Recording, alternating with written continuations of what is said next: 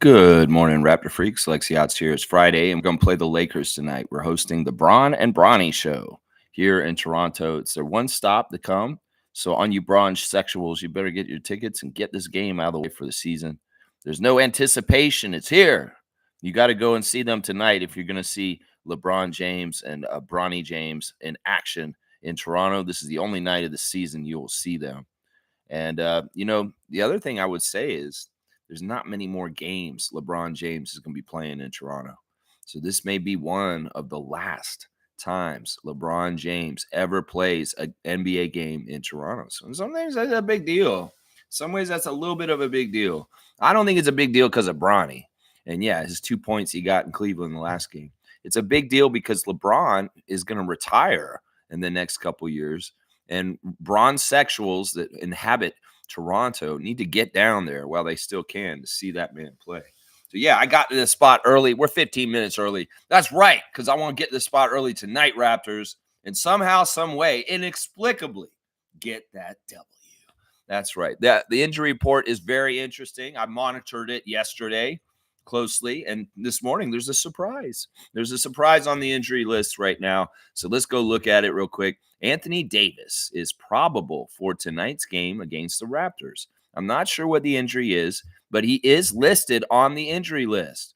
Now, he wasn't there last night when I went to bed. He's there this morning. So it's making me wonder, is JJ Redick and the Lakers thinking about benching Anthony Davis tonight because they don't think they need him to beat us tonight? That could be true. We may see no Anthony Davis tonight, and it may be Jakob Poeltl against, I don't know, who's their backup? Who's their backup? I should go look at that. Who is the backup center for them? Jackson Hayes? Okay, yeah, Jackson Hayes. And maybe Jackson Hayes starting for them tonight. There's other injuries for the Lakers also. D'Angelo Russell is not exactly healthy. His back is jacked up, but he is probable for tonight's game also. Now, probable means probably going to play. So even though these guys are listed, D'Angelo Russell, Anthony Davis, could very well mean that they're going to show up and play tonight. Koloko is on the injury list. He will begin his return to play process with the Lakers G League affiliate, although a timetable remains to be specified. I don't think there's any chance we see Koloko play tonight in Toronto. Thank God. It'd be a slap in the face by the Lakers, Rich Paul, LeBron James, Christian Koloko, Adam Silver in the NBA, and the fitness to play panel. If Christian Koloko showed up and played his first game back from being out with his medical condition here in Toronto, that would be messed up. And it would be a sure sign that y'all trolling us.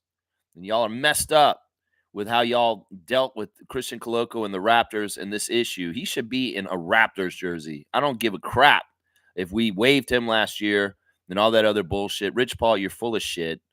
And, this is messed up. But it doesn't look like, because the Raptors going to play the Lakers again next Wednesday.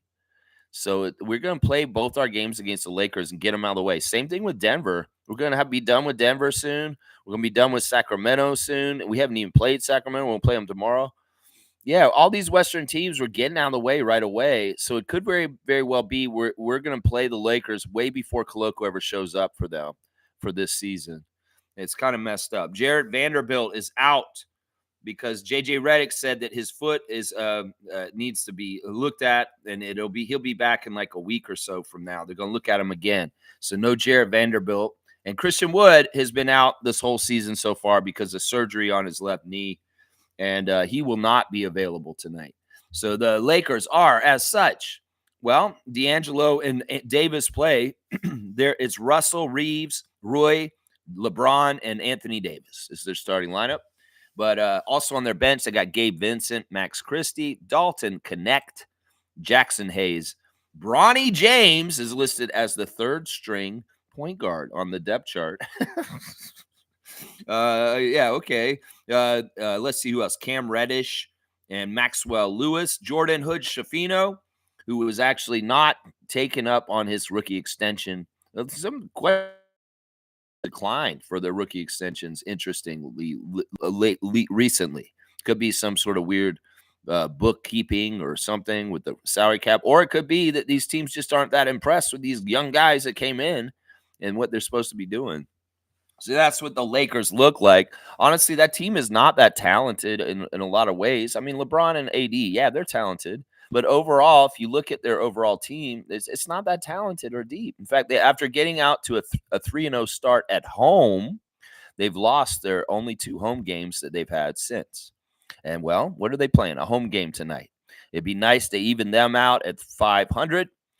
With 3-3 record tonight, Raptors. If there is a will, there's a way. Make it happen today. This is what I'm saying. Toronto Raptors, Darko Rajakovic and RJ Barrett. That's right. Let's keep them winless on the road. They may have had the cushy start of the Bron and Bronny Show in the Lake Show in the crypto with the 3-0, but now they're on the road, yo, and we need to give them another O. That's what I'm saying right there. Yeah, a little spitting bars there. A little bit. All right, on our side of things, the injuries are Kelly Olynyk is already ruled out today. Kelly will not return to NBA games tonight. It's still his back. And I don't know, Kelly, man, get your back right. I know I'm an old man too. In some ways, I have, back aches sometimes too. But come on, man, put that work in. Go and get it. You can do it. Put your back into it. All right, come on now. Jacoby Walter is not on the injury report as out. He is questionable. So he has been upgraded in the last couple days. I guess his work out in training camp in 905 this week, which has silently been happening. We don't see any of it. Andrew Jones getting the 905ers through training camp since Monday, guys. They've been working all week. This is their 5th day of training camp. Jacoby Walter getting ramped up in that process. There is a slight chance that Jacoby could play NBA debut tonight against Bron and Bronny Show, but it's not likely. It's not likely. I'll say that. It's not likely. But Jacoby is questionable now instead of just straight up out. That's good. Emmanuel Quickley is listed as doubtful tonight. It is his pelvis. Doubtful. But that's better than questionable. I think doubtful is better than that. I think it's just a step better. It's not as good as probable, but he's doubtful. I don't know. Emmanuel, please come back because I'd like to see you kick the Lakers' ass tonight. Come on, man. You're not going to get many chances to play against the great King James. And you want to suit up and go take it to him, don't you? Come on, IQ. Get those street clothes off and help RJ beat the Lakers tonight. That's what I'm saying. Scotty, of course, is out for 3 weeks because of an orbital bone. And we seen Scotty's Halloween costume yesterday. And he was a pirate with an eye patch. Oh, seriously. And this Halloween costume was put on last Saturday. And he got hurt on Monday. And that eye patch. Ah, Scotty, yar. Ah, you walked the plank of Jokic's elbow. Yar. This is horrible, Scotty. This is horrible. And Bruce Brown, of course, is still out with recovering from his knee surgery. And apparently Garrett Temple dressed up as Bruce Brown for the Raptors Halloween party. He wore a cowboy hat and some cowboy clothes. And he dressed up as Bruce Brown, apparently. This is kind of funny. You got Garrett Temple dressing up as Bruce Brown for Halloween. Hilarious. That's the injury report that's going on. I will speculate that the Raptors starting lineup is going to be Davion Mitchell, Grady Dick, RJ Barrett, Jonathan Mobo, and Jakob Poeltl. I don't agree with starting Jonathan like this, man. I really don't, especially tonight against LeBron. Don't do it.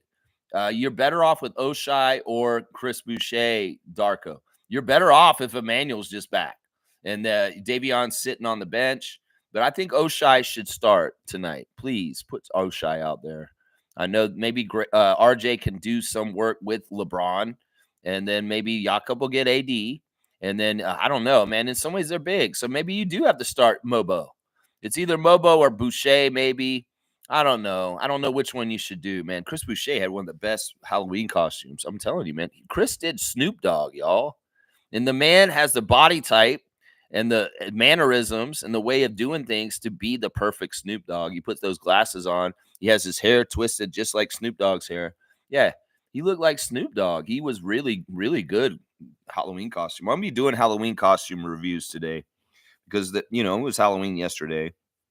And there were a lot of cool costumes around the NBA, but I'll mostly focus on our Raptors and former Raptors when talking about it. But yeah, there's your injury report. Yeah, who knows? Maybe Davis and D'Angelo aren't going to play. Who knows? For the game. Ref report undefeated since 2021, 2022. Yeah, let's see. All right, the first ref is Rodney Mott. Rodney Mott is in his 27th season. He's 67 years old. He's number 71. Rodney comes from that school of no nonsense refereeing, just like old Tony Brothers. That's right. He went to high school in Buffalo, just so y'all know, Rodney. His favorite TV show is Blackish. He likes the movie Shawshank Redemption. His favorite musician is the great sculptor that sculpted Dwayne Wade's statue recently, Stevie Wonder. Yeah, he loves Stevie Wonder, and he just sculpted that to say he loves Wade. Do do do. He just sculpted that to say how bad he sculpts. Yeah, yeah, yeah, he does. That's right. All right. Favorite book, World Without Cancer. I love that book. That would be awesome. That would be so good. Favorite meal, vegetable stir fry. His favorite app is eBay. He most like to visit Jerusalem. Pause. Do not go there. Hidden talent, interior design. So Rodney Mott knows how to decorate the house and make it look real nice. I like that. Rodney Mott is a U.S. Navy veteran with 3 years of active duty and 3 years in reserves. He holds a bachelor's degree from San Diego State University. I don't mind Rodney. Rodney is a lot like Tony Brothers. He's an old ref that believes in rewarding hard work, and he does try to call it down the line, but he don't take no guff. He don't take no nonsense. He's one of those no nonsense kind of refs. He is right above our franchise winning percentage for the 30 years. He's been refereeing for 27 of those years. So, except for the first 3 years of expansion, Rodney has been refereeing Raptor games. 48% is the winning percentage. Under him with the Raptors, our winning percentage for franchise is 47. So 48% winning percentage for Rodney Mott with us, and for the Lakers, 54%. So the Lakers have won 54% of their games in the last 27 years. With Rodney Mott, we've won 48. So 48 to 54 for the Lakers with the crew chief, Rodney Mott.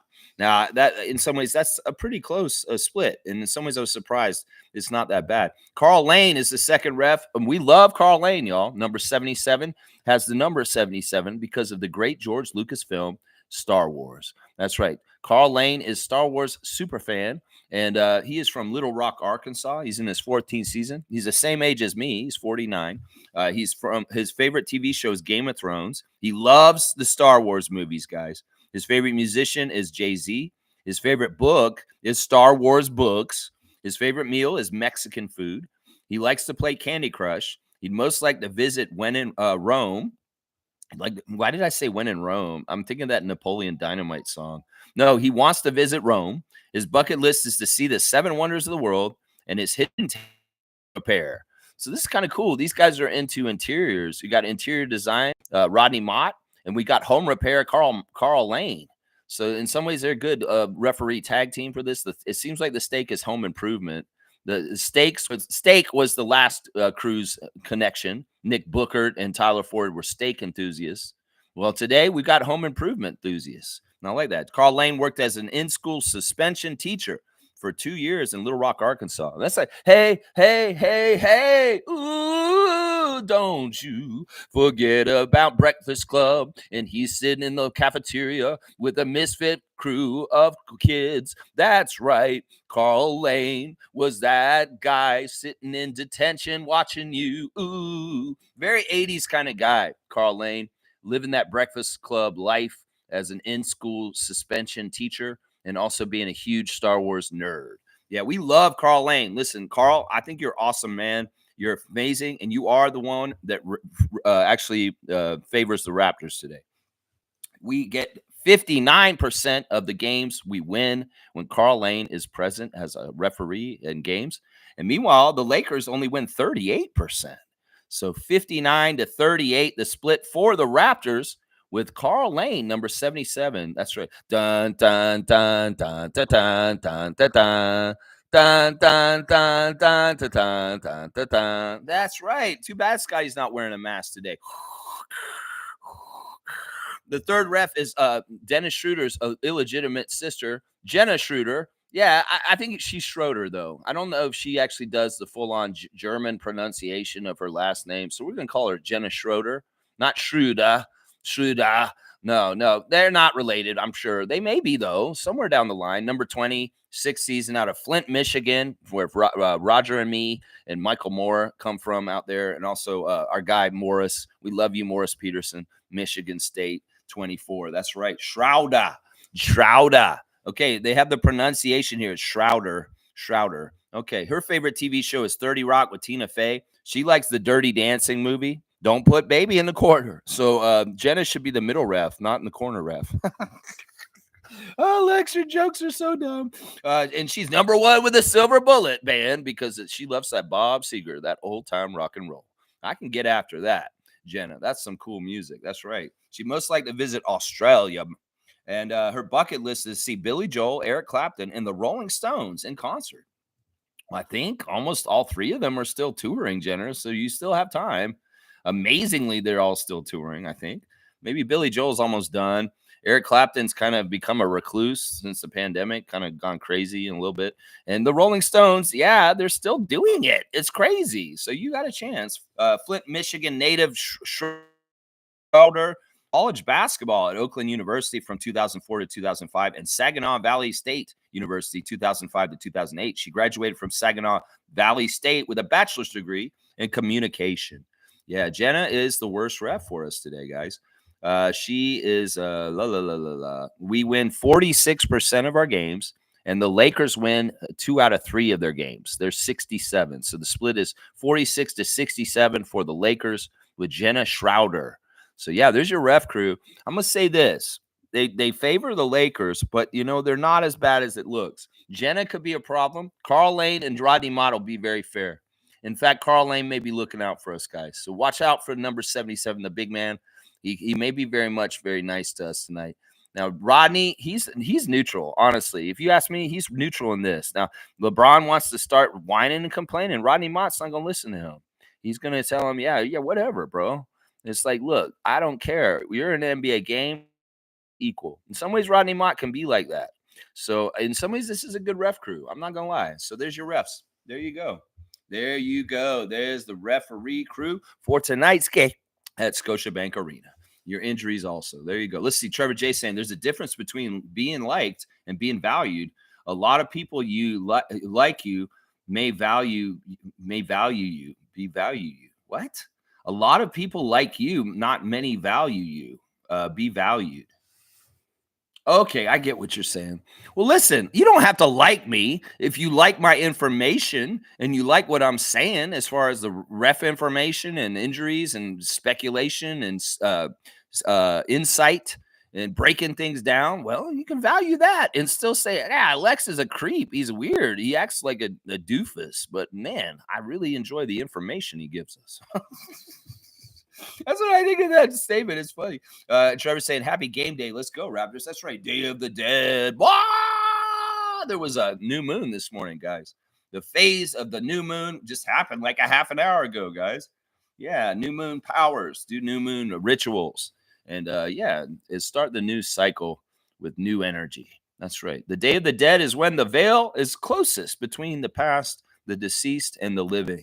And on the Kensington Variety VIP Club and the videos tab on this channel, you can watch what I was talking about on Day of the Dead 5 years ago, November the 1st, 2019, the year that the Toronto Raptors won the NBA championship. It's always fun to check in with the Kensington Variety VIP Club. I set up a whole bunch more episodes yesterday. So we're going to be running them all the way through November, December, and right on into 2025. To see what happened. I recount the pandemic and when the pandemic hit through the show. So it's kind of like a little weird 5-year history lesson of where we were 5 years ago when Rudy Gobert started touching that microphone with his dirty French hands. Oh, you mean like this? Oh, that guy. Oh, that guy. Happy game day. Let's go, Raptors. That's right, Trevor J. Thank you, Commissioner Fun, for your effervescent presence. Always here, omnipresent, present, always here. That's right. Trevor's saying Bucks lost last night. They're in big trouble. Giannis looking very disappointed. Yeah, the secret's out. Giannis may be free and trying to get the hell out of Milwaukee. He's sick of this junk. In some ways, I started following this guy on Twitter called the this astrologist like guy or something. He's checking everybody's signs and saying, yeah, this is a bad fit. Giannis and Dame Lillard do not have compatible astrological signs, apparently. Gary and Dame are fine. Gary Trent Jr. and Dame Lillard actually do have compatible signs, but Giannis does not have compatible with them.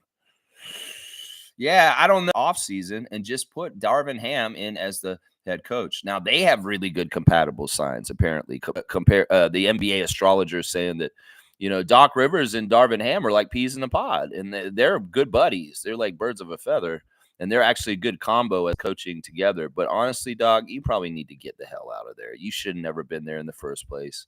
You were brought in to fill in for Adrian Griffin, who was wrongfully fired last year. And Darvin Ham's spot is that seat where you're sitting. And I honestly think this is what they're going to do soon. They're going to fire Doc. They'll put Darvin Ham as the head coach of the Milwaukee Bucks very shortly. And they're going to try and save the career of Antetokounmpo in a Bucks jersey because there is trouble there. You're exactly right. And yeah, people aren't happy. Gary's continuing to put up those inconsistent lines he put up in Toronto for the Bucks right now. And I'm sorry to see that. I'm wondering if his plantar fasciitis is still an issue. That could very well be true. David's saying, you guys can just start calling me Woj if you want. It's okay. I'll allow it. Woj? What do you mean, Woj? Why do you want to be Woj? Woj retired, David. Woj is now the athletic director of St. Bonaventure, and he has gotten out of the breaking news game. Why? What did you Woj? I want to know why you want to be Woj, man.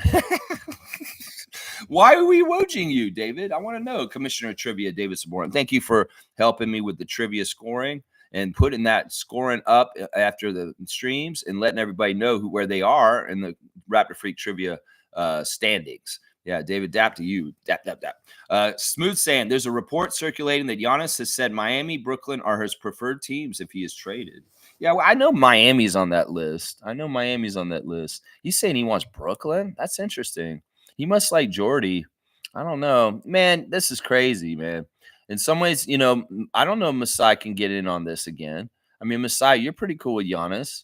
Maybe in some ways, Giannis can't come to Toronto because of history with us in the playoffs and us beating their ass every time they played us. That could be a problem there. In some ways, he may not want to stab the Bucks fans in the back by going to a conference rival that absolutely kicked their butt every single time we played them in the playoffs. I don't know, man. In some ways, the Giannis sweepstakes was something we talked about 5 years ago. And in some ways, if it's coming around now, or is it too late for us to get involved? Maybe, maybe not. I mean, Masai Ujiri has that philosophy of keeping flexibility with the salary cap and the team roster to allow for discontented superstars like Kawhi Leonard and Giannis to come here in some sort of way. Maybe Bobby Webster has a deal ready. Maybe Bruce Brown is involved. Who knows? I mean, who knows? I don't know. I think it's too early to speculate that Giannis is for sure out of season, and they've got a lot of time to try and right the ship, whether it's record-wise or coach that's coaching the team-wise. In some ways, the problem isn't the coach at a certain point. The problem is the team. You're going to go through Mike Budenholzer. You're going to go through Adrian Griffin. You're going to go through Doc Rivers. Well, it doesn't sound like it's the coach. It's a problem in Milwaukee and Antetokounmpo. Giannis kind of showed up last week in his Halloween costume. He said, I do this for my kids. I humiliate myself, but I love it because it's for my kids. It's like, yeah, why the hell are you wearing a Mr. Potato Head over your gut? It looked ridiculous, Giannis. Your Halloween costume looked like, yeah, you were dressed for a 3-year-old, and that's probably true. That's exactly what it was. But yeah, don't be a big dummy, Giannis Antetokounmpo. Mr. Potato Head, seriously? You being a Mr. Potato Head on your team and maybe unrealistic about what should be happening, and you're being a prima donna and you're running coaches out of your town left and right. Is that what's going on here? I don't know. In some ways, something's not right. Maybe Giannis isn't all that in a bag of chips. I don't know. We'll have to see. Giannis sweepstakes 2025. We'll see what happens next summer. How about that? Mo's here. Good to see Superfan Mo is back live in the chat. We love you, Mo. She's saying, good morning, Raptor Freak crew, and happy game day. Let's be prepared this game. Next man up. That's right. People going to be missing. People going to get time. And some of those people are going to be rookies. And they're doing okay. They're doing all right in the rookie rankings. Now, Monique has posted something on our Facebook chat and other places about her needs for a new wheelchair. And I want to ask everybody out there to please, if you can donate some money to help Monique get her new wheelchair, that would be fantastic. It'd be a huge game changer. She had an issue the other day when she went to the game. I think she said she had a flat or something happened with her old wheelchair, and now she has to buy a new one.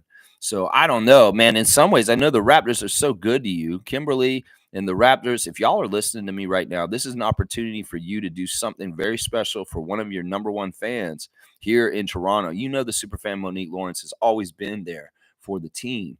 So maybe it's time for the Raptors to come around and be there for her in a very, very special and important way. Otherwise, I would ask the Raptor freaks if you were able to donate any money to help Monique get her new chair. Please get in touch with her and help her out. Seriously. Seriously. I'm going to try and do my part, Mo. All right. I'm going to try and do my part. That's right. Smooth saying reputable NBA insiders are reporting this about Giannis. So it's true, man. I don't disagree with you, Smooth. I think that the rumblings about him being unhappy and making ultimatums to the Milwaukee Bucks have been going on for a couple of years now. In fact, these are part of the reasons why the Bucks are being managed so badly right now.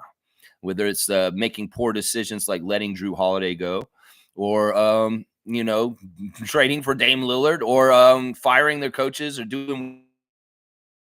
Yeah, there's something wrong here, and it's probably emanates from Giannis Antetokounmpo saying, "If you don't do this, I want to leave. If you don't do this, I want to leave." Yeah, that's what this seems like. This situation. And it's really, really bad. Really, really, really, really bad. Really bad. Really, really bad. Trevor's saying Magic's Paulo Banchero is out indefinitely with a torn oblique. This is a similar thing to Scotty. It's weird, except his timeline is longer than Scotty's. Scotty's is 3 to 4 weeks.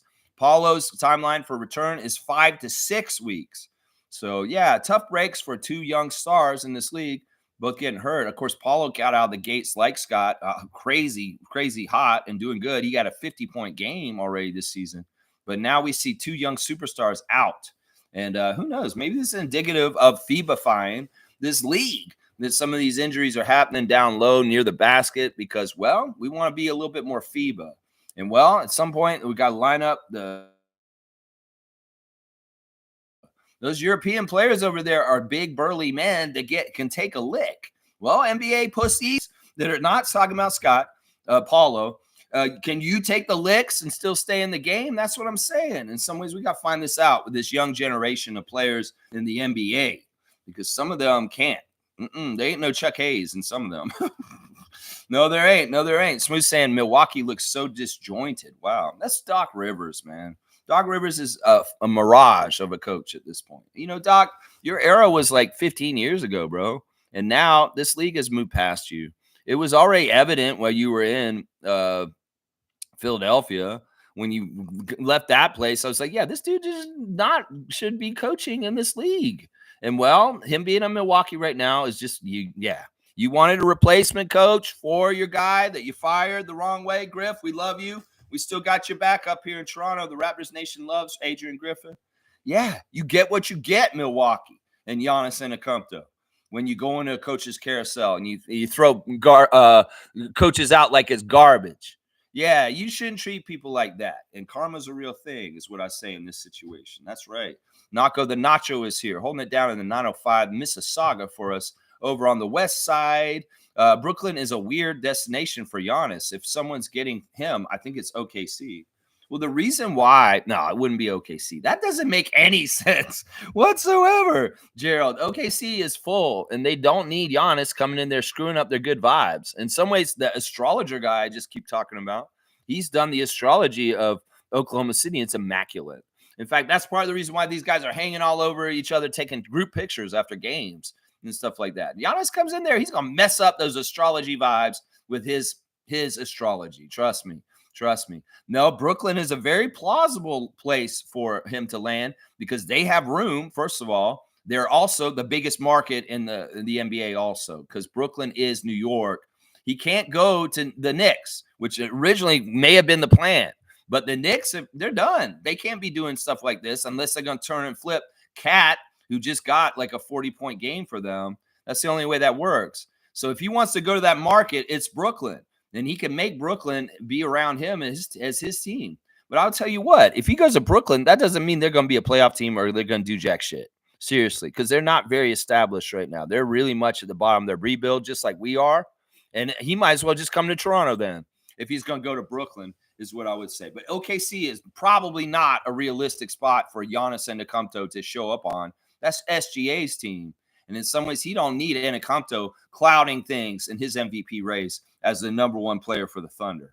Yeah, now that I don't see that, Gerald. Brooklyn is not weird because that is New York and that is Spotlight and that is, in some ways what they've been saying for a couple of years that the Knicks wanted Giannis. Well, they can't get him now, so the second team there is Brooklyn. So that's why it makes sense.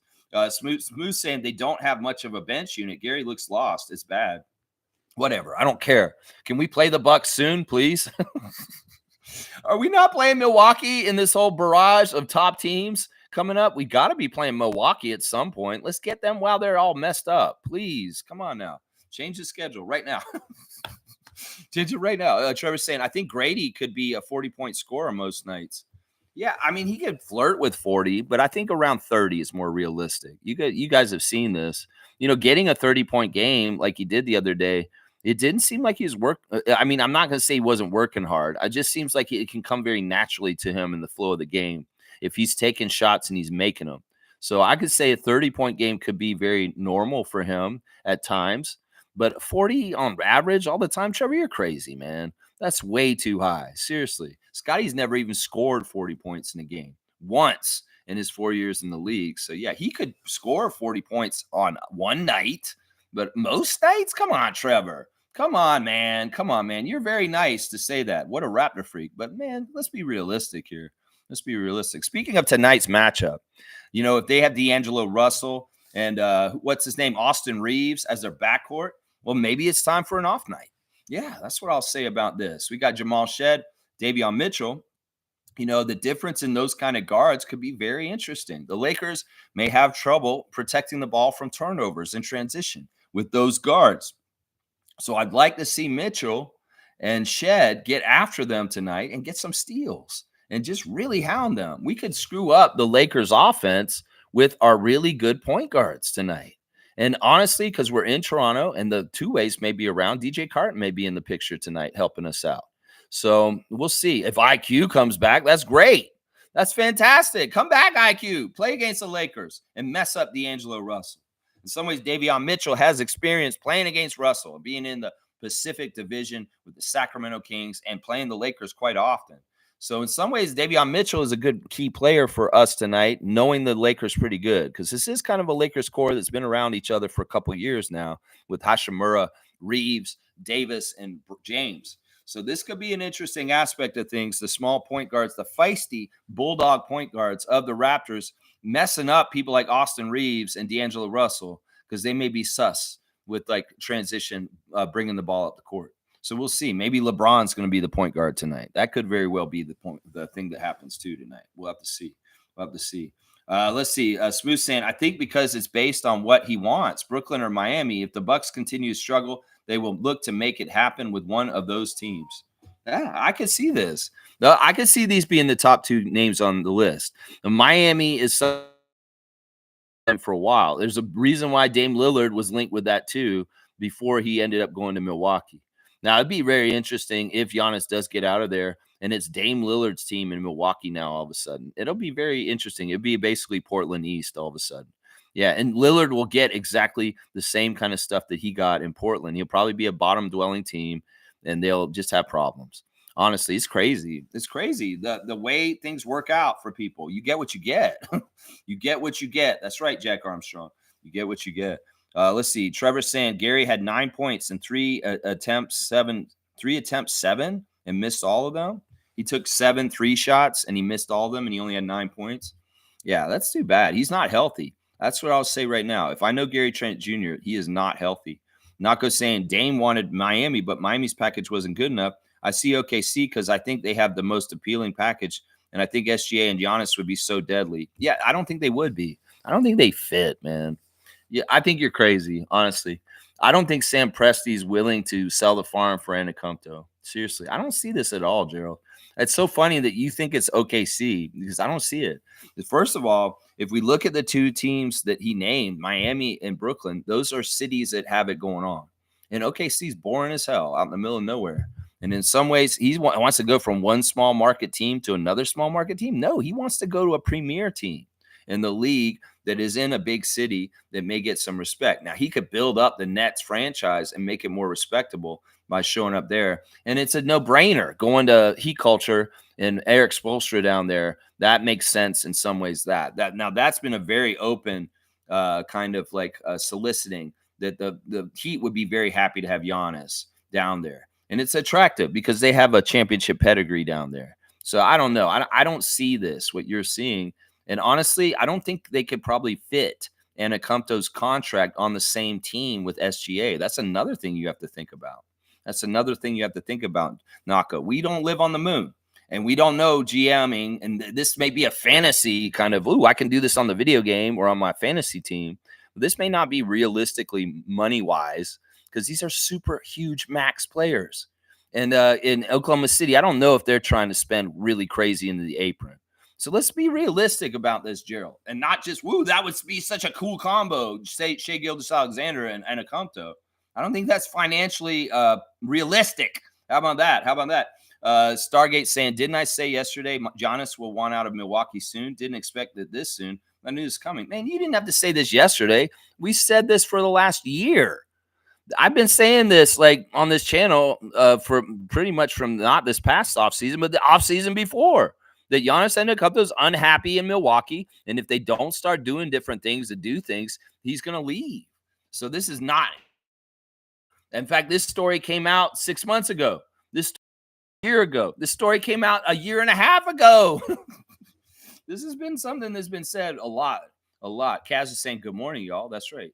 That's right. David's saying, yeah, you get a cookie too, Stargate. So, David, you said it too. You guys want cookies for something that was just no knowledge for like a year and a half now? Come on, guys. This is not prognosis. This is not like you guys are shooting fish in a barrel, basically. We all knew this, that Giannis has not been exactly happy there. It's not like you guys are wojing. Is that why you said you wojed, David? That's not a woj, man. That's not a woj, dude. This is not Windur's thing. This has been very out in the public and open. You guys are not innovative with your trending of deciding this. We all knew this. Come on now. Come on. You can go look at my archive. Go look at other stuff in the past. I've said it many times. Giannis, in some ways, has been weird since they won their championship in Milwaukee. He's been weird. I mean, and they've overreacted because of it. Part of it was because they got put out in the first round as the top team in the league with a record with Budenholzer, and then Miami humiliated them in the first round. And then Giannis is like Kevin Durant. He's like, I don't want to play anymore for Milwaukee. I'll take my ball and go play with my children at home. And I wanted to play for the team that humiliated me in the first round of the playoffs 2 years ago, the Miami Heat. Yeah, that's the action right there. That's Kevin Durant snake shit right there. Yeah, if I was a Bucks fan, I'd be mad at him, man. But yeah, y'all aren't Woj. Y'all aren't shams. This isn't something that you guys just came up with a day ago. Come on now. Come on now. Fiercey saying good morning, fam, and happy Friday, a.k.a. game day. That's right, Fiercey. Happy game day. Let's go Raptors. Beat the Lakers somehow, some way. Let's make it that happen today. That's right. Smooth saying Naco the Nacho. Brooklyn has the draft capital that might entice the Bucks, though. I don't think OKC wants to mess with what they've got. Exactly. The cautionary tale is Milwaukee itself. The cautionary tale is the New York Knicks. If the Thunder have something going good right now with their nucleus and their people, they bring in Antetokounmpo. It's a big, huge fail.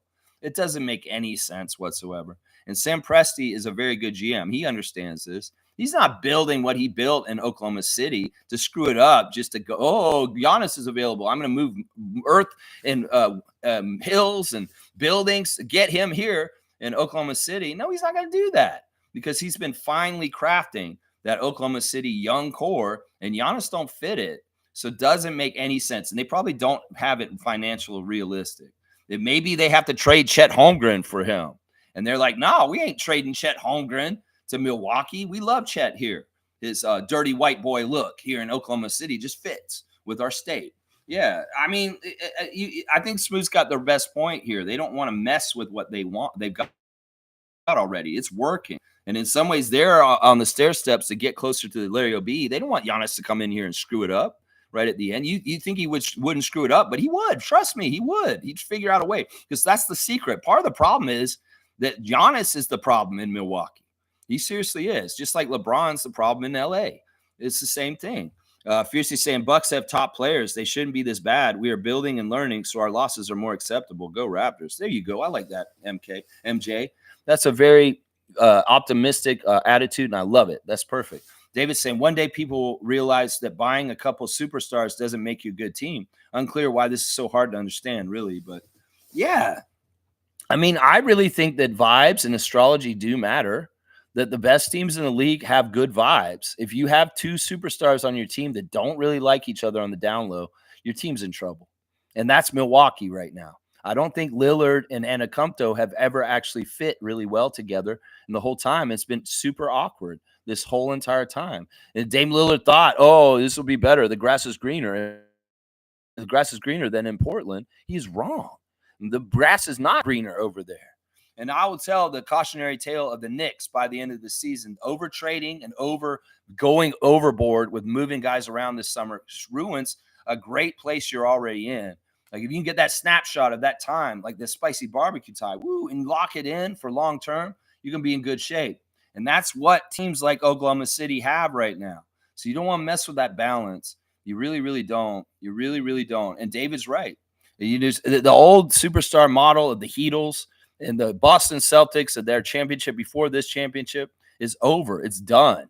And you don't just get 3 top-level players on your team and you go win championships anymore. No, it's more important to have maybe 2 superstars that work real well together. And then you need to have like a 9 to 10-man roster that is very good together also.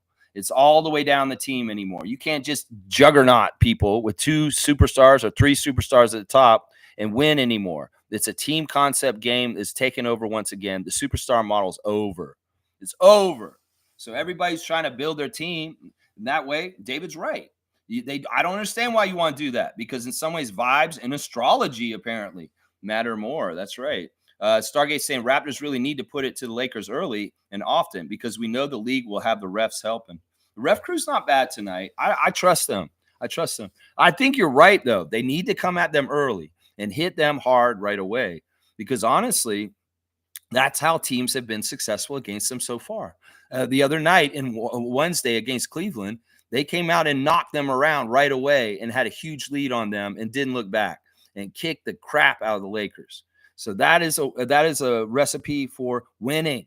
The other game they lost was in Phoenix against Kevin Durant, and Kevin Durant and LeBron got into a little shootout on that game, and Durant and the Suns came out on top. Now, the Lakers had beaten the Suns already in LA before that, near the beginning of the season. So, yeah, hitting them hard. We can't have a start like we did against Charlotte. That was bullshit, Raptors. And, in fact, Coach said that's why we lost against the team on Wednesday. We need to come out there fresh and right at them. And if you need to start Chris Boucher to show energy right away, Darko, do it. Start him at power forward and let Chris have a start, because it may very much pay off, because our team won't come out flat. It won't come out flat. So we need to come and take it to him. I will say this to RJ Barrett right now. RJ Barrett, I saw you take it to people in preseason, the one game you played against the Washington Wizards at the beginning of the preseason. You scored 17 points in 14 minutes. You took it to them at the beginning of the game. I saw you this summer at the Olympics and some of the games with Team Canada this summer, RJ Barrett. You came out on fire, taking it to people right away at the beginning of games. We need that action. We need that leadership. We need that RJ. Put them on their heels like Scotty was when he was coming in transition and putting them on their heels with force. We need you to come with the force tonight, Barry, if we're not going to have the other components of the barbecue available. Yeah, that's where I'm looking at it right there. I love this comment by Stargate. Is exactly right. We need to come at them early and get them and not be relenting. We need to come at them and put the pressure on them the whole time. Cool Cat saying, good morning, Raptor Free Crew, TGIF. That's right, TGIF. Happy November 1st. Yeah, we have gotten through Halloween. Whoa, it was crazy. Here in my place, it was 20 degrees on Halloween. It's like not cold at all. And people going to say climate change ain't real. Well, do you remember many Halloweens around Ontario where you could run around with no jacket and just do Halloween outside like it was? Yeah. And it was pouring rain too out here, and it still wasn't freezing or cold.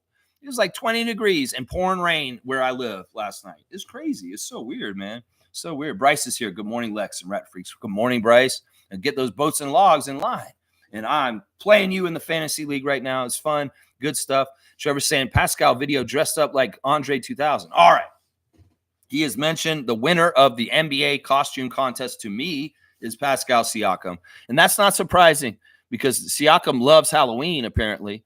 And he is curating amazing costumes every year. Of course, he did the Nino Brown where he was holding people over a bridge, just like in New Jack City, the great Wesley Snipes, that costume he did last year. Well, he's saying, hey, don't want to be your daddy. Yeah, he was doing the Andre 3000. I thought he was going to get out there with the pan flute and start. But he's so cool. He's got really cool people in his media production side of things that he hires. And he made a whole produced thing where he was like in the video with the screaming women. And he's doing that Andre 3000. He is really good costume. He wins Halloween. I'm sorry. Siakam just wins Halloween because that dude does it right, whether it's McLovin, whether it's Nino Brown, whether it's Andre 3000. Siakam, you're winning Halloween every single year. Even ESPN put you on blast on the cover of NBA costumes around there. And, you know, he's feeling real good. He's singing Hey Ya the day after he beat the Celtics with a buzzer beater 3 in overtime to beat the champs. Yeah. Hey Ya. Oh, Celtics. Yes. Siakam, if the Raptors going to be like this, I'm going to live vicariously through you. P Skills, because I love you, man, and you won Halloween, my guy. I'm sorry, that's just how it is. Don't want to be your daddy. Outcast, I love it. I love it. Cowboys here. Good morning, Lex and Raptor Freaks. Tap. Let's go, Shed and Shamshay. That's right. A lot of people are going to be going to the game tonight. I know it's going to be a very big Laker contingency and Bronxual quotient in our building last night. If the real ones are going down there, y'all get loud for our Raptors and get loud on defense for when the Lakers have the ball. Just do it right, Raptors fans. Let's not be a casual Friday night crew that's just kind of there to be seen. I'm out with my girl and we're having a date and that kind of stuff. No, get engaged in the game and get loud at the arena. I put that to any Raptor fans that are coming down to the game tonight. Cheer with your whole heart for the purple and the red of the Raptor.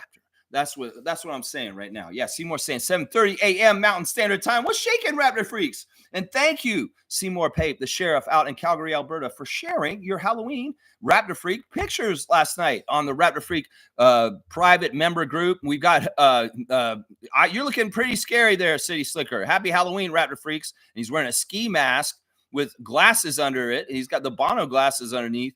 And he kind of looks like the Fly, or maybe you're like, are you Spider-Man, Seymour, in this picture? Are you like one of the variants of Spider-Man from the Spider multiverse or whatever, like Miles Morales or something like that? What's going on here? Are you Spider-Man? Let me know because I love this. Happy Halloween, hashtag Raptor Freaks.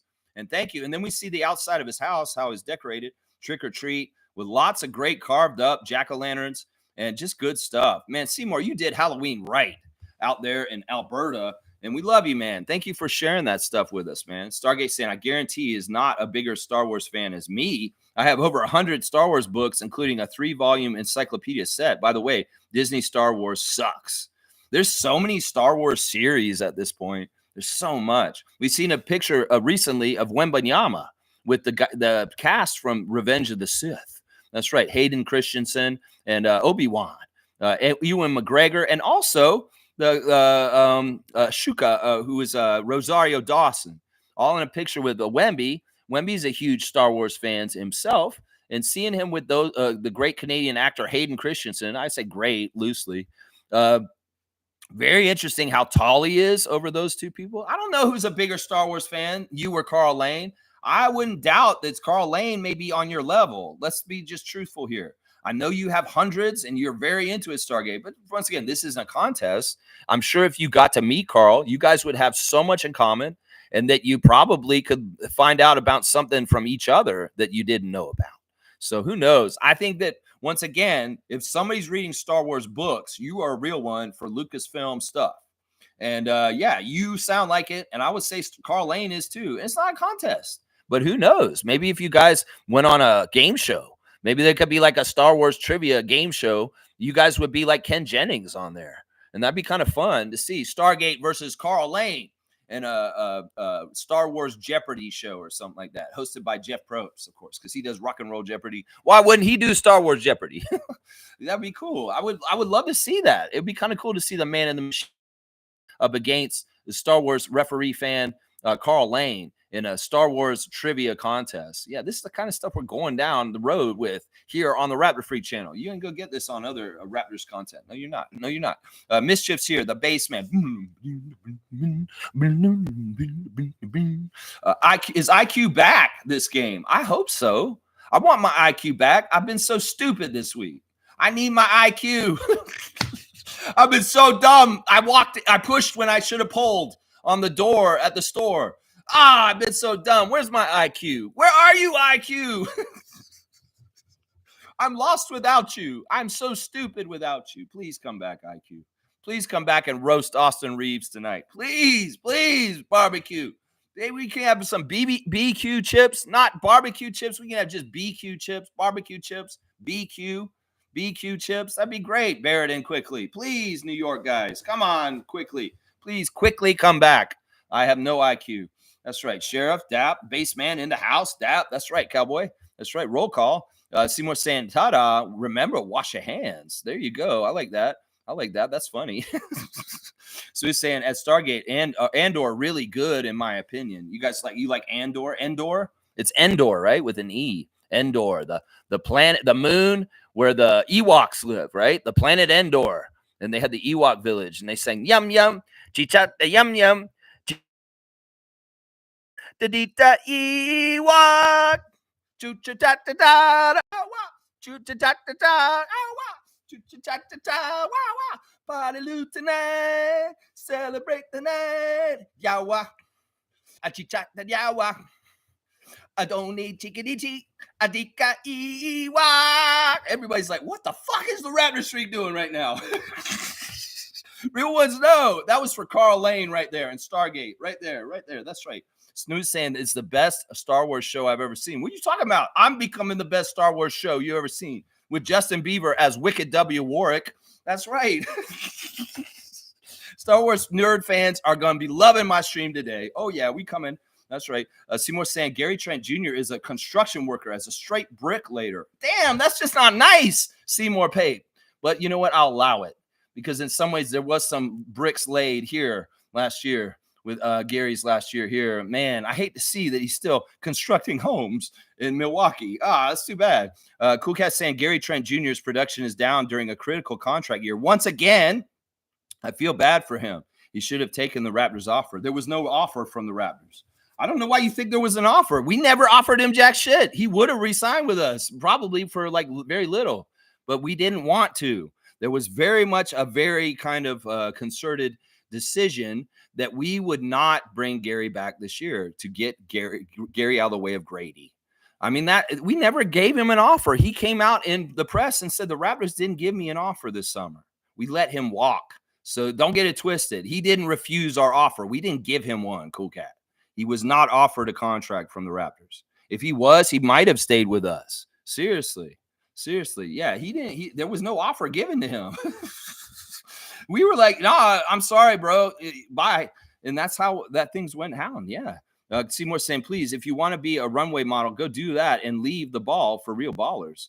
Yeah, I like this. This is a good attitude. Listen, you just want the bag. You just want to look like a llama and do fancy dribbles and shoot crazy push threes. Yeah, I'm talking about the guy who we played on Wednesday. Yeah, nah, you got to be like more like Anthony Mason. I'm sorry. You got to be like Mace. I want more Mace players in this league. I want more Yves Missy kind of players in this league. I want those kind of guys in this league. That's right. None of this like Ben Simmons softy shit. Nah, get out of here with that. Fuck the Bucks. That's right. Kareem saying, would you guys sell Barnes for Giannis and be contender for 5 to 8 years? That is not a proposal, just a question. Man, I mean, no, I won't sell out my guy number 4 from Florida State, that my alma mater brethren. my Florida guy. I can't do this. I'm sorry. Giannis has shown that he's flaky and weird at this point.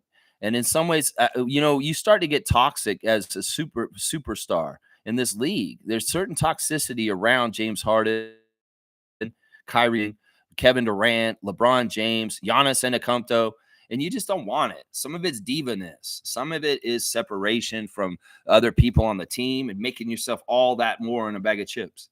I don't necessarily want that on this team. In some ways, we know what Scotty is. We feel good with Scotty. Scotty's our guy. We're loyal to Scotty. Scotty's loyal to us. Everything's good. So, no, I wouldn't do this. I wouldn't do this. And plus, think about it. You're trading in a newer model car for an older model car. And in some ways, that don't make no sense because even you say here, 5 to 8 years of Giannis, whereas compared to what, 10 to 15 years possibly of Scotty, you never know. So, yeah, no, I wouldn't do this. And Scotty, if you hear me, I would not sell you out like this for Giannis Antetokounmpo. We didn't sell you out for Kevin Durant 2 summers ago. So why the hell would we sell you out when you're just coming to your full powers again for Giannis Antetokounmpo? I wouldn't do it. I wouldn't do it. Scotty's a better player than Giannis in some ways. He really is. He's a better passer, and he's a better like all-around player in certain ways. And in some ways, he's probably a better locker room guy too. So, yeah, I wouldn't do this, Kareem. I wouldn't do this. Fuck the Lakers. Okay, Cowboy. You want a dunk? I'll give you a dunk just for saying F the Lakers, just out of the blue. Cowboy's like, fuck the Lakers. All right, 204. You're at 204 dunks now, Cowboy. Just because you dropped the fuck the Lakers. Just like, Masai. They've been showing clips of great moments in Raptors history, and they show the moment when Masai was in Jurassic Park yelling, fuck Brooklyn.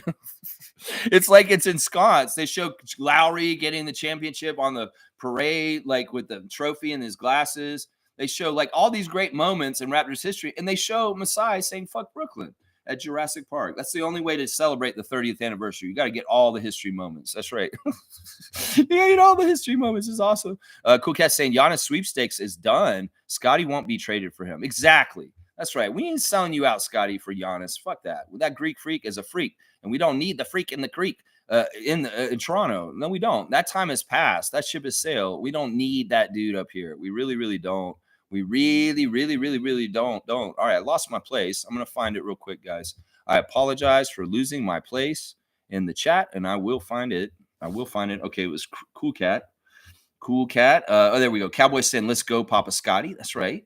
Seymour saying, no, I don't want him, but it does raise an eyebrow like The Rock. Okay, can you smell what The Rock's cooking? Yeah, I mean, Giannis's situation is a saga. And in some ways, it's interesting to watch. I feel bad for Bucks fans.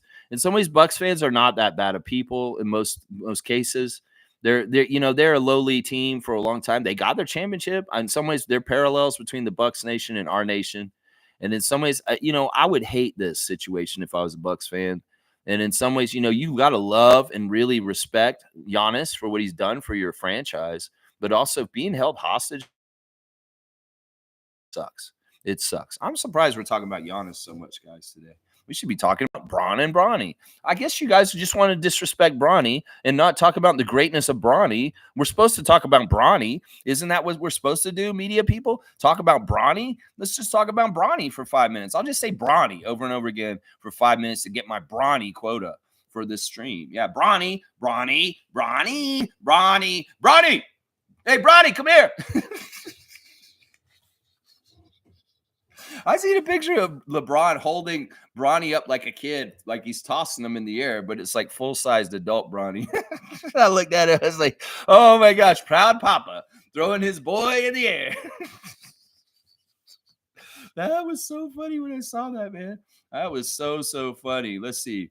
All right. Stargate saying it smooth. Yes, it is a good shoe. Too bad they canceling it. A good show. Too bad they're canceling it after season 2. And I love The Mandalorian, which is now going to be a movie, but was more referring to the movies that suck. Yeah, I mean, Disney is a big, huge corporation. And just like a lot of things like ABC and ESPN, they ruin things when they get a hold of them.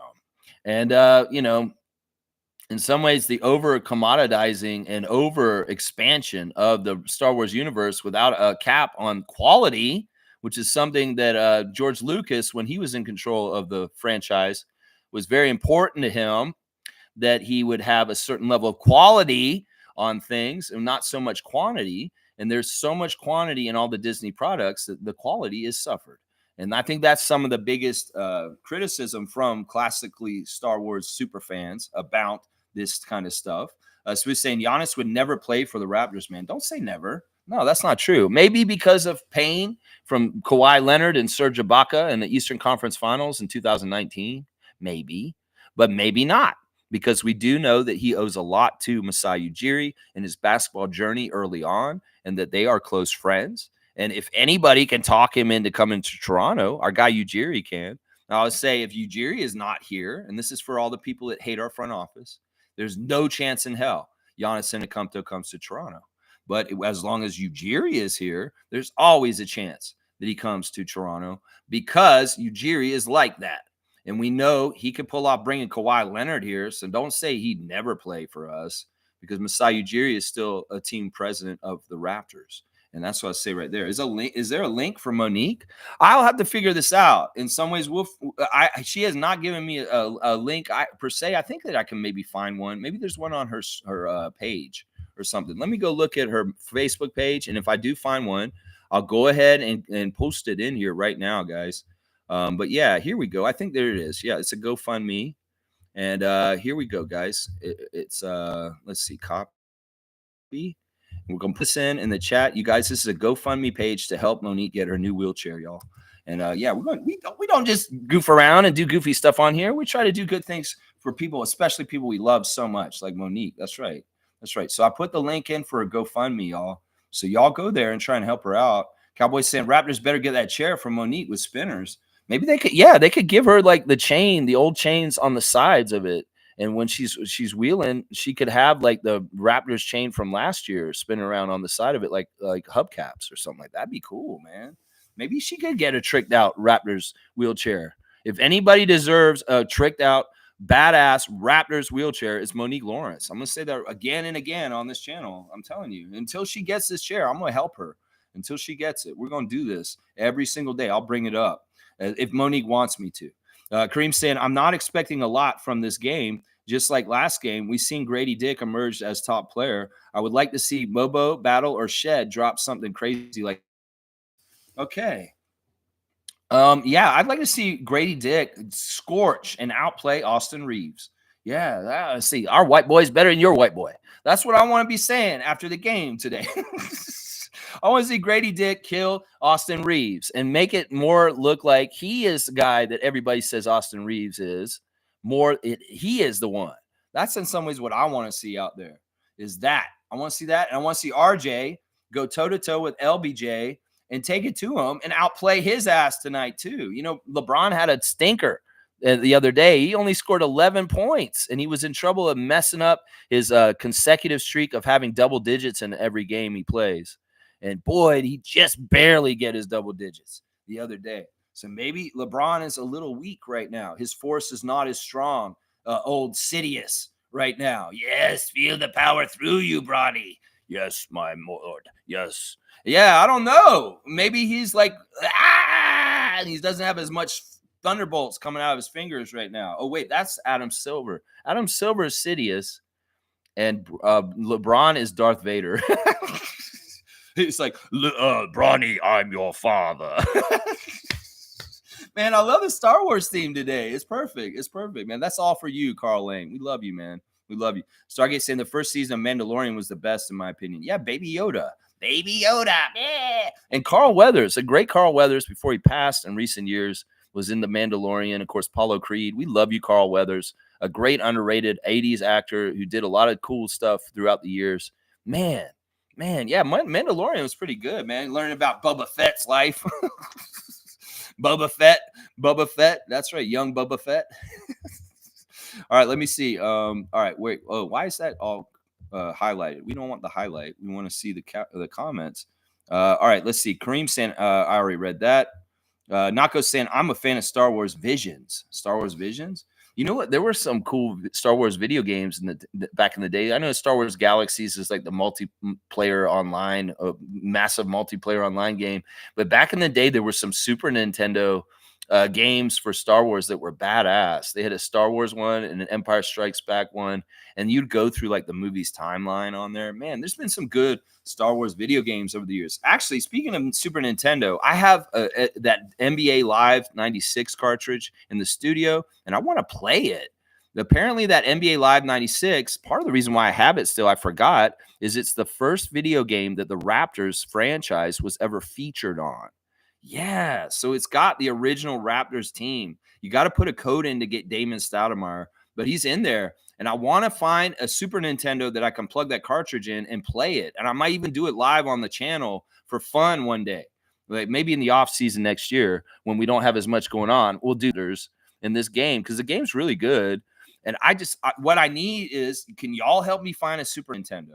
I have to get one. If y'all know of somebody who has one, or you're in the greater Toronto area and you know of a great store where there might be one for sale, please let me know, because I'm in the market to buy a vintage Super Nintendo console from like the 90s, because I want to play this game, y'all, and I want to relive the big first year of the Raptors with Tracy Murray, Carlos Rogers, Zon Tabak, and Oliver Miller running things against Vancouver Grizzlies, Bryant Big Country Reeves. Yeah, that game is awesome. So yeah, we're very nerding out today, talking about Star Wars and video games today. That's right, video games. Another injury. Oh my gosh. AJ Karma for the Bucks. Not sorry. AJ. But that's AJ is the son. We're talking about Adrian. Yeah, AJ. I don't know what's going on with him. He's talking about the rapture. That's right.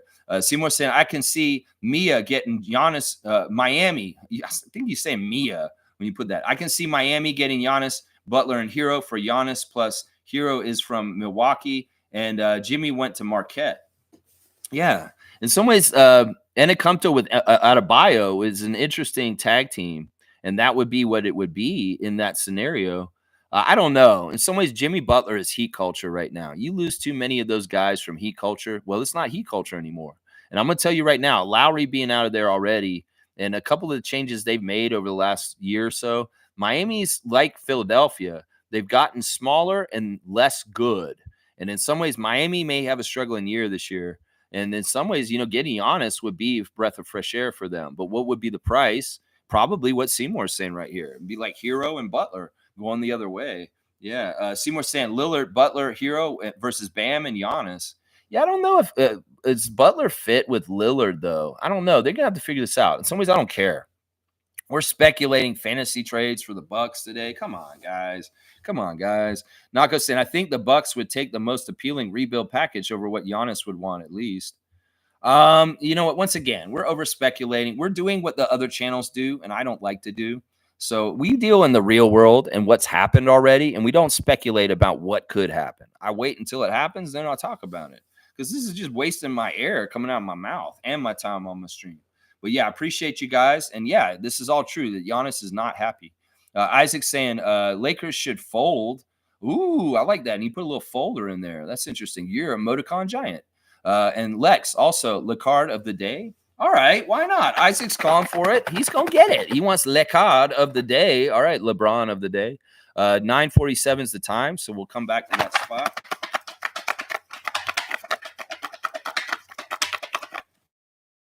All right, I don't even know that. It doesn't do anything. Who is that? Why can't I read the words? Oh, okay. All right, that's who that is. All right, guys, classic card of the day. First person to write the full name of the person on the classic card gets the points. Don't half-ass me. Who is that? Who is that on the classic card? This is not very classic. Let's just put it that way. Some of these newer cards are not classic. It is an NBA Hoops card, but it's not from 1990. It's from the last couple years.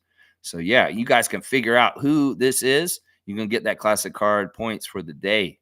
Yeah, who is that? We see the team. Is that a different jersey on than the team that he's playing for? Yeah, it's very interesting.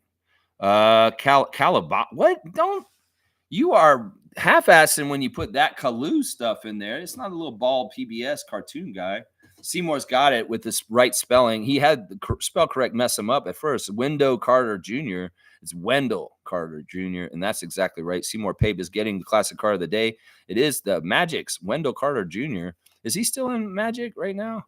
Oh, that's that weird Orlando jersey that looks like some Phoenix Suns jersey. It's orange. That's weird, man.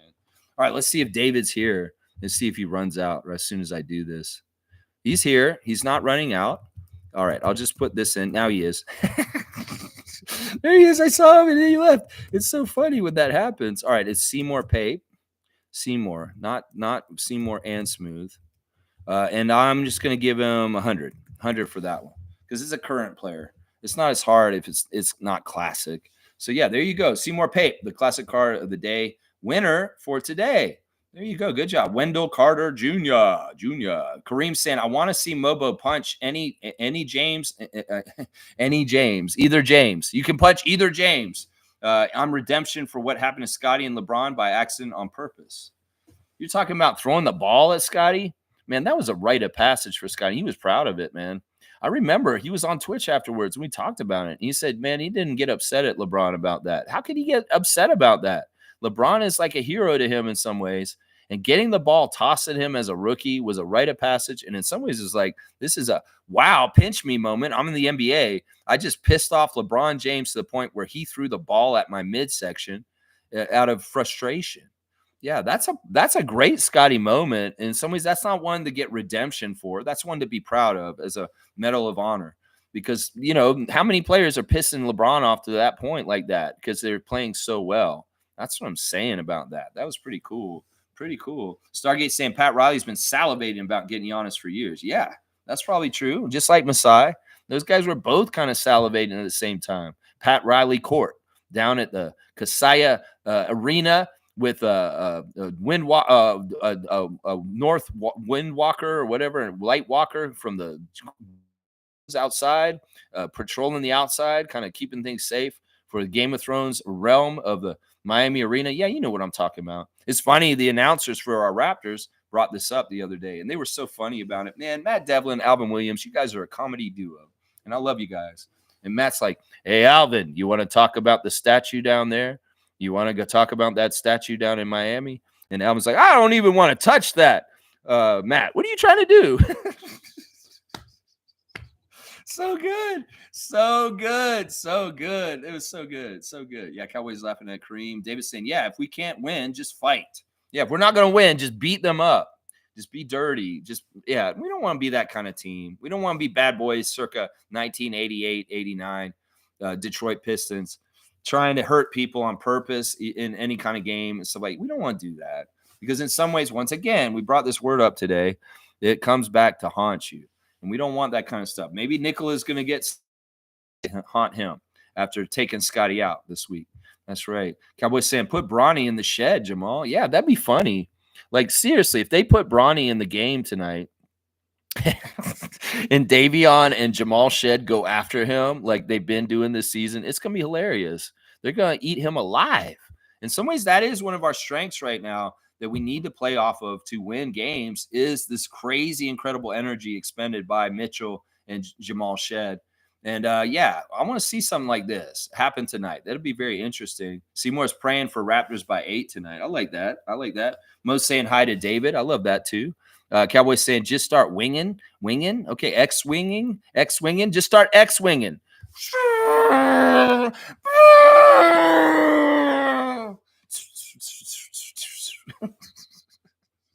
Kareem saying WWE Raptors showing out tonight. Malice in the Palace Part 2. No. We do not want to do anything like what the Indiana Pacers and the Detroit Pistons did way back then. I seen a recent picture of Meta World Peace hanging out with Ben Wallace.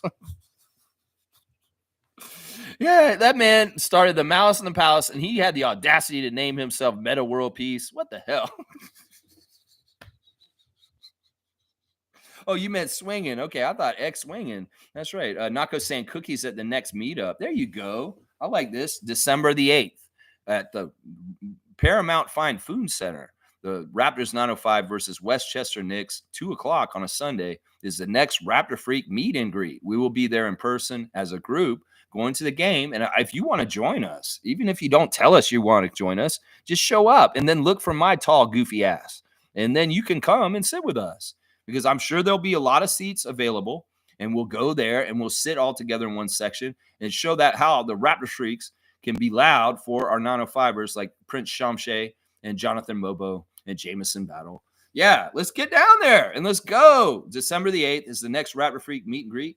It's in Mississauga. So I'm especially hoping that people like Gerald who live in that vicinity and maybe is not on work that day, maybe can ask for that day off at work, will be there. And he says he's going to bring some cookies. I'm all about that. Bring them cookies. That's right. That's right. That's right. Lull, Mike with his LUL, laughing under laughing. Laugh under loud. Laugh under loud? Is it laugh under loud? I don't know. Seymour saying, salute David Woj. Uncle Sate Woj. Yeah. Kareem saying, Dame didn't want Miami. His wife did. Now she left him in cold Wisconsin with cheap beer and stale cheese, all the while collecting child support in Portland. Yeah, that's crazy, man. This dude, don't know what you got till it's gone. Yeah, sing a little Cinderella this morning because honestly, dude, you didn't know what you had in Portland. You shouldn't have listened to all that noise, chip chasing noise. You could have been a one-team career and you would have been a god in Portland forever. In some ways, you wish you hadn't done that because now you're separated from your kids and your family and you're in Milwaukee and it's just as bad as it was in Portland. It's not like anything got fixed. And in some ways, you're like, well, damn, at least I was happy in Portland with my family and my friends and the institutions and the buildings and the businesses and the people and the fans and everything that I built up for like 10-something years.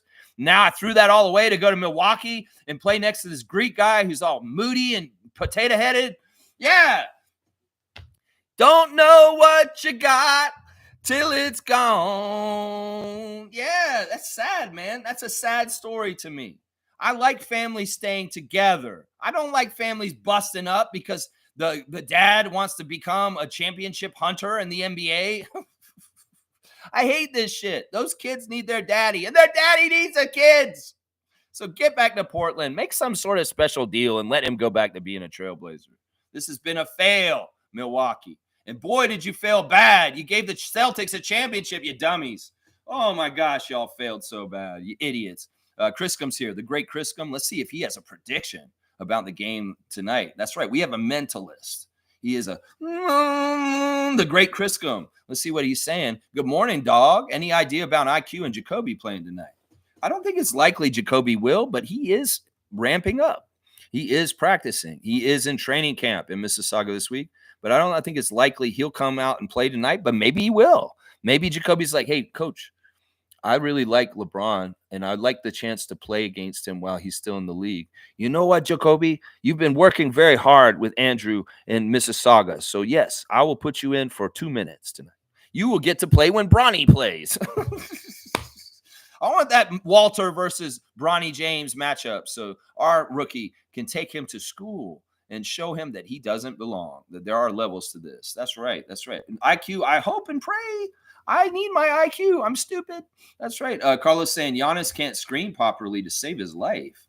Yeah. Yeah, Scotty's got that on him for sure. He's got that on him. He's got passing better on him too, for sure. He's a much better passer than Giannis. All right, I lost my place again. Let me make sure I get to the right place. Cowboys saying Raptors have the best vibe and culture, the beat vibe and culture in the NBA family. 3-game winning streak incoming. You keep saying this. And I feel like you're a salesman that's selling me something that just ain't true. I wish, Bradley. I wish, man. But in some ways, I'll take whatever happens. Roger that. Okay. Smooth saying, hey, I lost the stream. You lost the stream. Well, it's here. I hope you're back. You're Kareem saying, okay, good. Smooth is having connection issues. Let's do the classic card. Oh, man, you guys are funny, man. Yeah, Mike saying Siakam is all vibes. I'm not going to disagree with that. In fact, let's go look at the Instagram stories since they were so much fun. There's Chris Boucher at Snoop Dogg. He's got Drop It Like It's Hot playing over it. Man, he is a doppelganger for Snoop Dogg. He even grew his facial hair out like him and has his hair exactly like him. Chris, you are, you're duck. You're duck dog. You're Snoop Duck. How about that? You're Snoop Duck. Bow, wow, wow, yippee, yo, yippee, yay. I'm paddling like a duck in this lake, yay. Bow, wow, wow, yippee, yo, yippee, yay. He's a duck. He got no water on his back, yay. It's so cool, man. He had a really good costume. There were some fun costumes there And there he is, yeah, doing the Snoop Dogg vibes and moves. Yeah, it's pretty good. Wearing the glasses. He's a good Snoop Dogg. And he's got some guys boxing, and some dude just got knocked the hell out. Woo, he got knocked out. Yeah, and let's see, Miles Burns is lost, and he's just out in the place of Mississauga. He likes taking pictures out in Mississauga. He likes just walking around taking artsy pictures. He's got Drake playing over it. Jamal McGlure has got some weird guy trying to mount a TV on a wall with it's an old school heavy TV. It's crazy. He's also got how to start building discipline.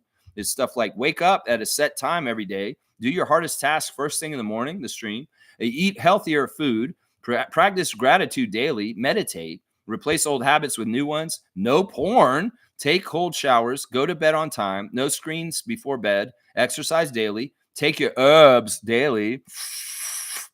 Put your phone in another room when you work. Okay, those are some good tips on how to build discipline, guys. Just so you know. It's interesting. It says take herbs. And then he's got a whole thing about Gen Xers, why we're the toughest. He said we had no helmets when we were on bikes. We were riding down wheels on the road. We had 30-degree burns from seat belts and slides and the crazy ass merry-go-round slinging us around. Yeah, unfiltered water from a hose. All the crazy stuff that kids, when I was a kid, we did, and we were crazy. Honestly, they don't let kids do this crazy stuff that we used to do. Seriously, there were so many dangerous toys and things that we're doing, riding around in cars in the window in the back. Yeah, making bike ramps where we're jumping over our friends on a bike, just going over a flimsy plywood ramp. You know, we were doing crazy stuff back then, man. Crazy, crazy stuff. Davion Mitchell's got a really cool setup from Charlotte in the game the other day before the game. That's pretty cool. There's Mo's wheelchair on her Instagram stories, and there's the link to her GoFundMe. There's Siakam 3000 there with his perfect costume, perfect wig, and just perfect all around. Hey, ya. Really cool stuff. And there's the real picture, and he's like a doppelganger. He looks exactly like him. He really does curate his Hollywood. This is the thing that I love on Siakam's Instagram stories. He has a Raptors super fan of his, and they made themselves a Funko box with him in the Raptors 43 jersey of Siakam. And Siakam's putting on blast on his Instagram. Even though he's a Pacer, his roots are in the Raptors, and his Raptors fans still love him, and he still loves his Raptors fans. So the connection is very strong. And I love this young man. He's got a picture on the back of him with Siakam at a game when he played for us. And you know, this kid obviously loves Siakam. The fact that he would put a crazy cardboard box around him, wear the Siakam jersey, is just so cool. And Siakam's touched by it. He really is. He thinks it's fire. He said he might need a little update, but he's here for it. Yeah, he's saying the update because it's Pacers now. But still, the Raptors Nation still loves you, Siakam. Never forget that. Jamal Shed went with his brothers to the Casa Loma Halloween party, and they were the things from Dr. Seuss's Cat in the Hat. Cat in the Hat story, the movie with Mike Myers. There were the two little creatures that were like in red suits, and Jamal was Thing 2, and his brother was Thing 1. So it was his brother that he was twinning with on that. So yeah, that's that Things from Dr. Seuss world. And then there's a picture of Grady as Twinkie Dinky or Poe or whatever. I forget. I don't know those stupid Teletubbies names. But yeah, Grady dressed up as a Teletubby, and he's sitting there with Chris Boucher, who's Snoop Dogg. Pretty cool. Kelly Olynyk walking into the game. You look healthy, Kelly. Get suited up and get out there and play the Lakers tonight. Please, Kelly. What are you doing to me? Don't Otto Porter me, bro. Jonathan Mobo putting on blast the dunk by Boucher in transition. He's yelling. It looks really cool. Jonathan was Jason at the Halloween party. Very scary Jason Voorhees with the hockey mask. We were talking about hockey masks for Scotty the other day. Well, and he had a big machete too. Very threatening, scary ass costume. Jonathan Mobo. I mean, if you saw a 6'9" guy coming at you with a machete and a hockey mask on, yeah, you'd be getting the hell out of there. I'm telling you right now. Yeah. Let's see what else Jonathan has. He's got some contests where he names NBA players in alphabet, and he's doing really good. He's really quick at it. So Jonathan knows his NBA. Oshai showing off his Halloween costume with his fiance, and he's saying Happy Halloween from my matey and I. That's right. Just like Scott, he was a pirate, and he had a pirate kind of like he's like a good guy pirate kind of look. And his wife wearing a pirate suit also. His soon-to-be wife, I should say. That's right. Raptors 905 was playing beer pong, and apparently our best beer pong players on the Raptors 905 are uh, Aldrich Shamshay and Chris Chris Vaught, the center that's come to our team recently. He's pretty good at the beer pong. He was doing it with his eyes closed, which is pretty interesting. So was Jonathan. Of course, Jonathan's from Florida. This is what they do down in Florida. They play a lot of beer pong. So if you want to watch the Raptors do beer pong, it's on the 905 Instagram. Wubs, Jacoby was evil clown at the party, and he was terrifying also. This is actually pretty funny because they did a prank on LaMelo Ball this week, and Trevor shared it in our Instagram or in our Facebook chat of LaMelo Ball coming through the practice facility, and there's an evil clown around the corner, and it scares the hell out of LaMelo. And as Trevor said, he screamed like a woman. Ah, ah! And then he hit the clown in the head and knocked its head off. Yeah, that was pretty hilarious, Trevor. Thanks for showing that. And well, maybe that evil clown was related to the evil clown that Jacoby Walter was at Casa Loma last week. Casa Loma is such a great venue for Halloween. It's open to the public. They have a spook house during this period of time, and it's absolutely terrifying. They pay people to dress up, and they keep it all dark. And because it's an old ancient castle, it's a real deal castle, it has a real feel to it. So the Raptors love doing Halloween at Casa Loma Spook House, because it's not only that they go and they party and they have, drinks and food and show off their costumes, have a costume contest and sing some songs. They also go through the spook house, and it's scary. I'm telling you, it's dark, and there's real people in there trying to grab you, and that will scare the shit out of people. Trust me. Shamshay has got the highlight of Chris dunking it down too. And Shamshay, I didn't see what Shamshay's costume was. I didn't see it. DJ Carton was a creepy ass Michael Myers with a knife himself. So he was really creepy. And Bruno Fernando was like the Grim Reaper, and he had a scythe, and he looked really creepy too. The guys who were wearing masks and doing creepy stuff, are really creepy. That's Shamshay who's wearing the other mask. That's really creepy. I think that's who that is. And of course, Jakob shows up as Luigi.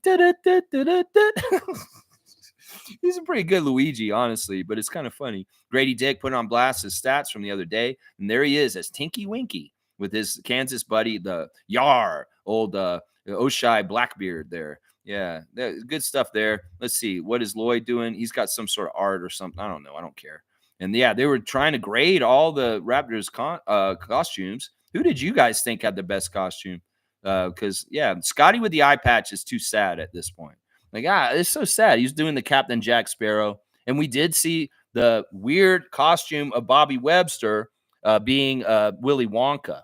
And Scotty wasn't sure who he was. He's like, he's wearing a red coat, and he had his face all white. It was Willy Wonka. He was playing Johnny Depp's Willy Wonka. Yeah, that's who he was. And that apparently that was one of the better costumes. And we did see Peaky Blinders, Darko, who was all gangstered up in certain ways. Yeah, very freaky costumes by some of the Raptors with what they're doing. Of course, they're talking about on the Raptors at Men, how we got the name the Raptors. And apparently it came from John Batove Jr.'s son. He's like, because he was like wanting to be the T-Rexes. John Batove originally was like Toronto T-Rexes. That's the team I want the name to be. He knew he wanted it to be dinosaurs. And then his son came out from the room and said, Daddy, what about the word Raptor?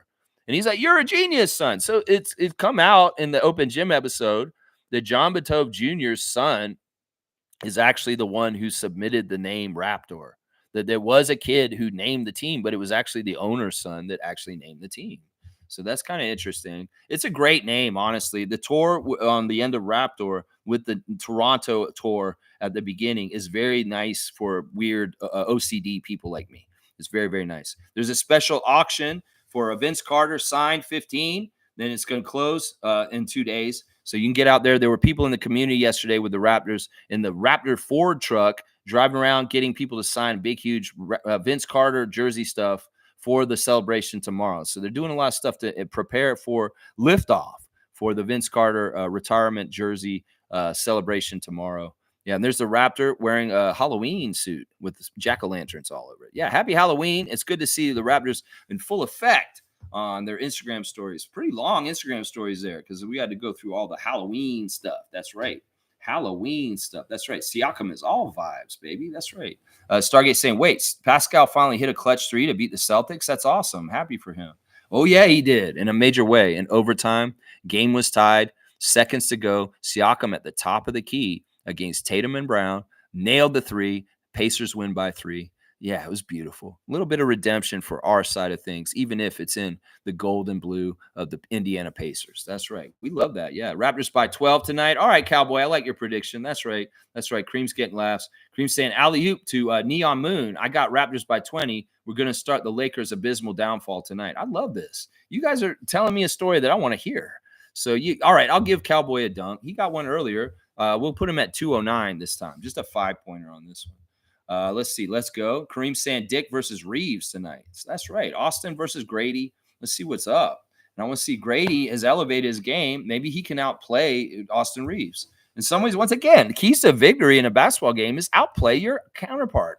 And whether that's Anthony Davis versus Jakob Poeltl tonight, whether it's Austin Reeves versus Grady Dick, we need y'all to outplay your counterparts. So Jamal Shed, go beat up Bronny. Put Bronny in the shed. Shed. That's what I want to see. Put Bronny in the shed. Yeah, that's awesome. Let's see. Mike saying open gym this year is going to be like documentary style. Really sweet. I like that they're going back to the old format. The quick clips, 10 minutes every week. It wasn't exactly right. And I mean, they took a little bit of time to come around the first episode for the season, but they put in more effort in making it a full-fleshed episode that actually has a lot of sense to it. Yeah, I'm agreeing with you, Mike. It's going to be documentary style, and I'm really digging it too. Stargate saying, just an FYI, Lex, I'm no longer the man in the machine. I haven't been for a few months now. I've moved on from that. Just haven't said anything. All right, cool. Well, I like the moniker because you were the guy who worked for Rogers. That's why I would say the man in the machine, guys. But he's, I guess, no longer working for Rogers. So kudos to you. I hope that things are even better. And now that you have de-Rogers your life.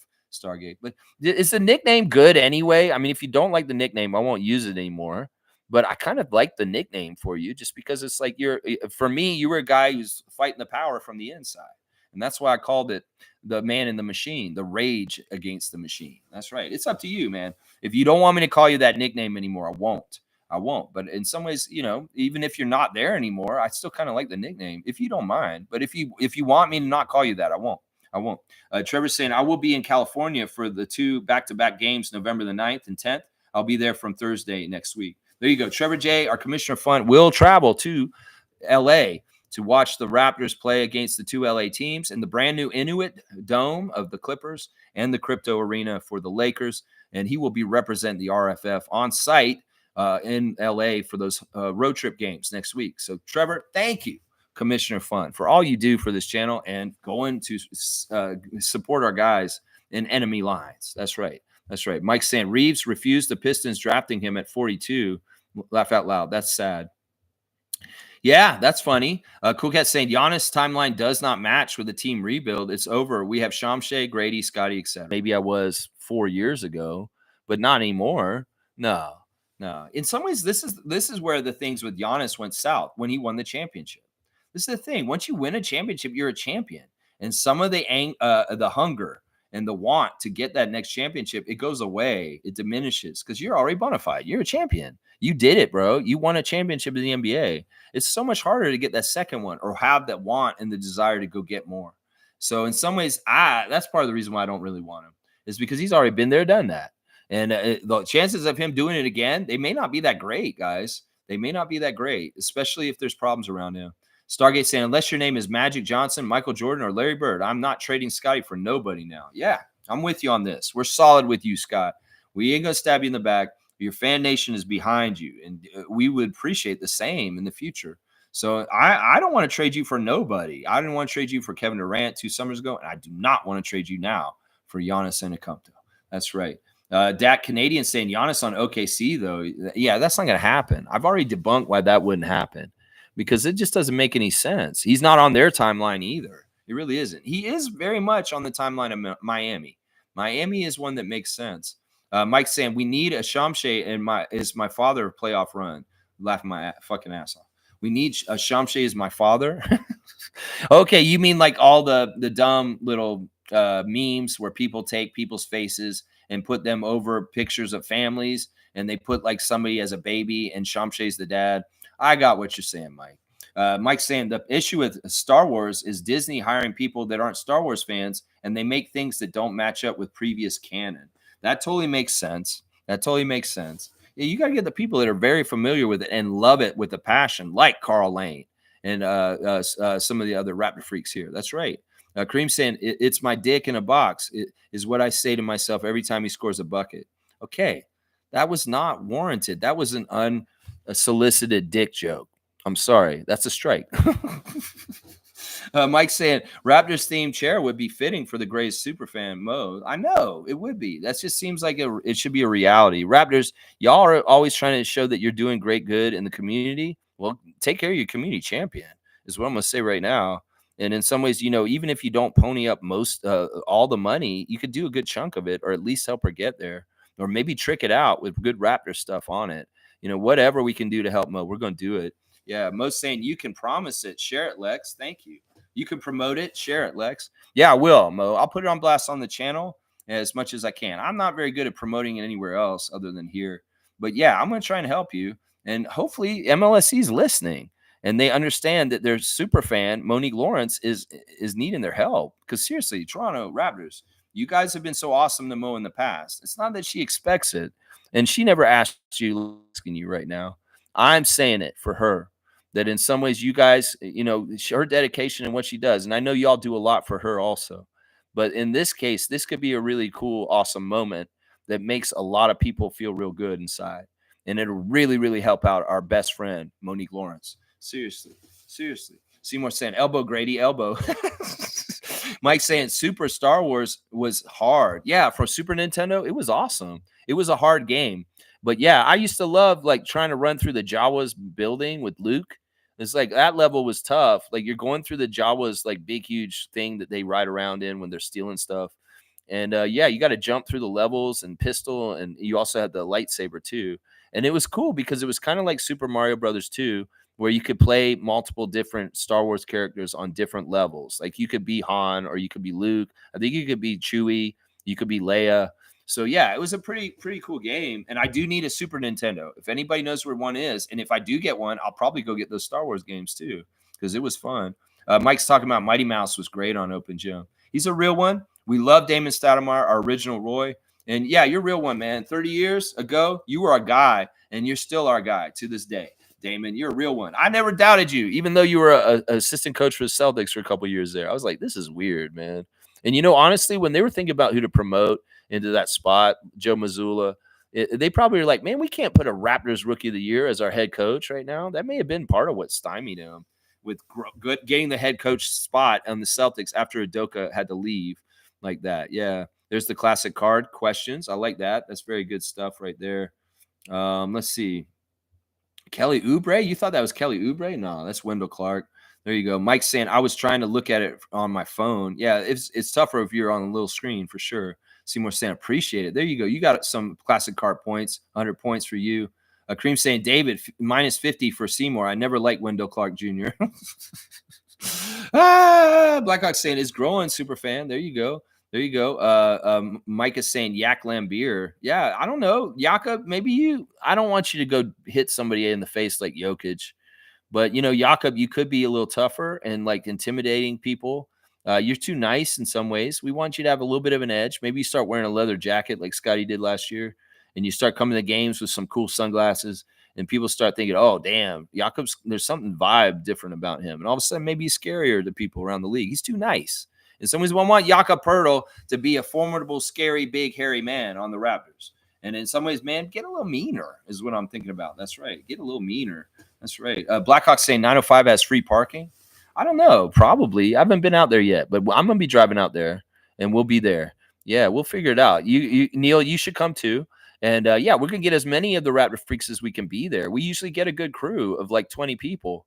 So I'm hoping that we can do that again. December the 8th, Westchester Knicks, 905. Let's go see Shamshay and the crew play at Paramount 5 Food Center. Official Raptor Freak meet and greet, hang out. at a 905 game this time. This is going to be fun. I'm all about this one because I've never been to that building and I've never been to a 905 game, and I'm ready to do it. And maybe we'll see Gubstown Clink there while we're there too. And we'll say hi to Greg while we're in the building. That's right.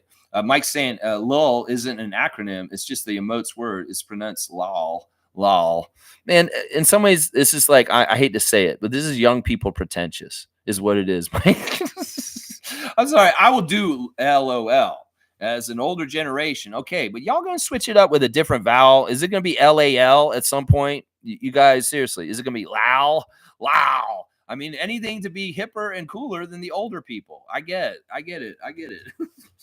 Carlos saying, manifest it. Winning streaks is coming. I like that. We'll see.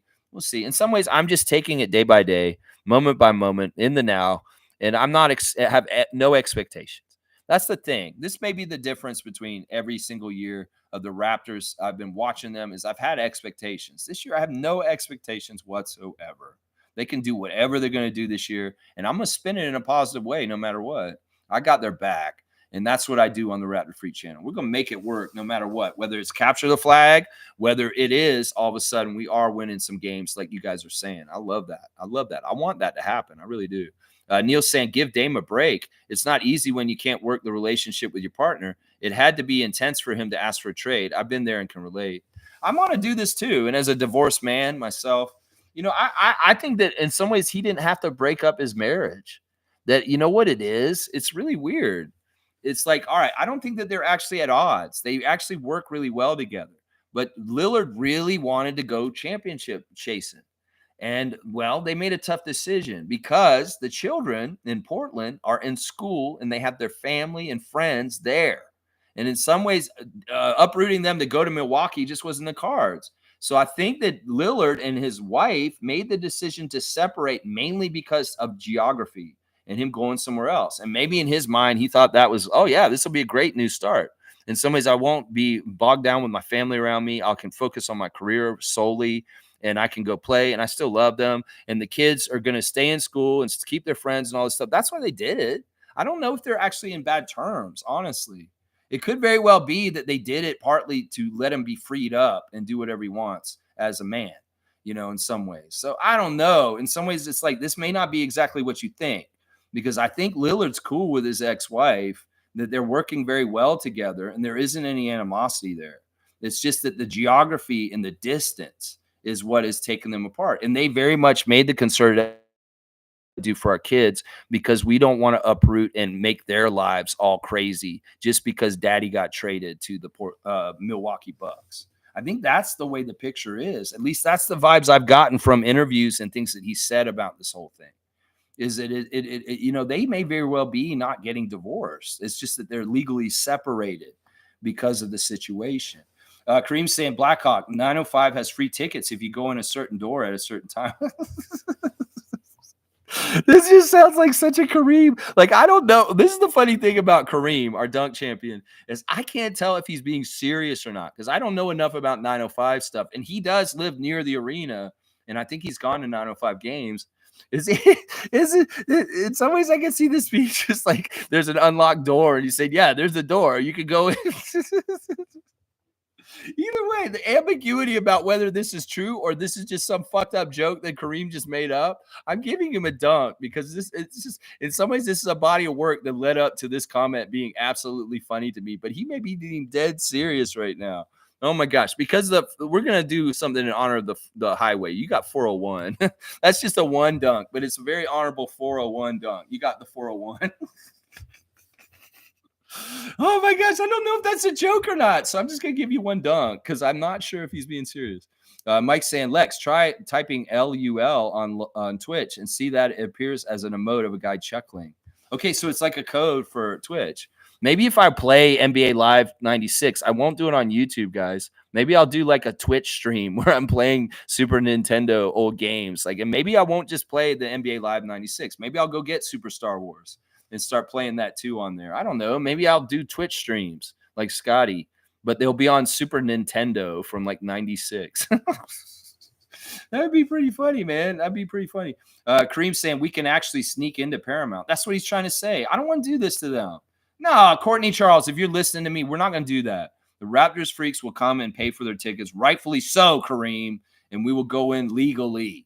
And we will not try and sneak in like it's a movie theater and we're 13 years old. Come on now. What is this, man? Yeah, you go in, you buy a ticket, and you go in and you prop the fire door open in the theater.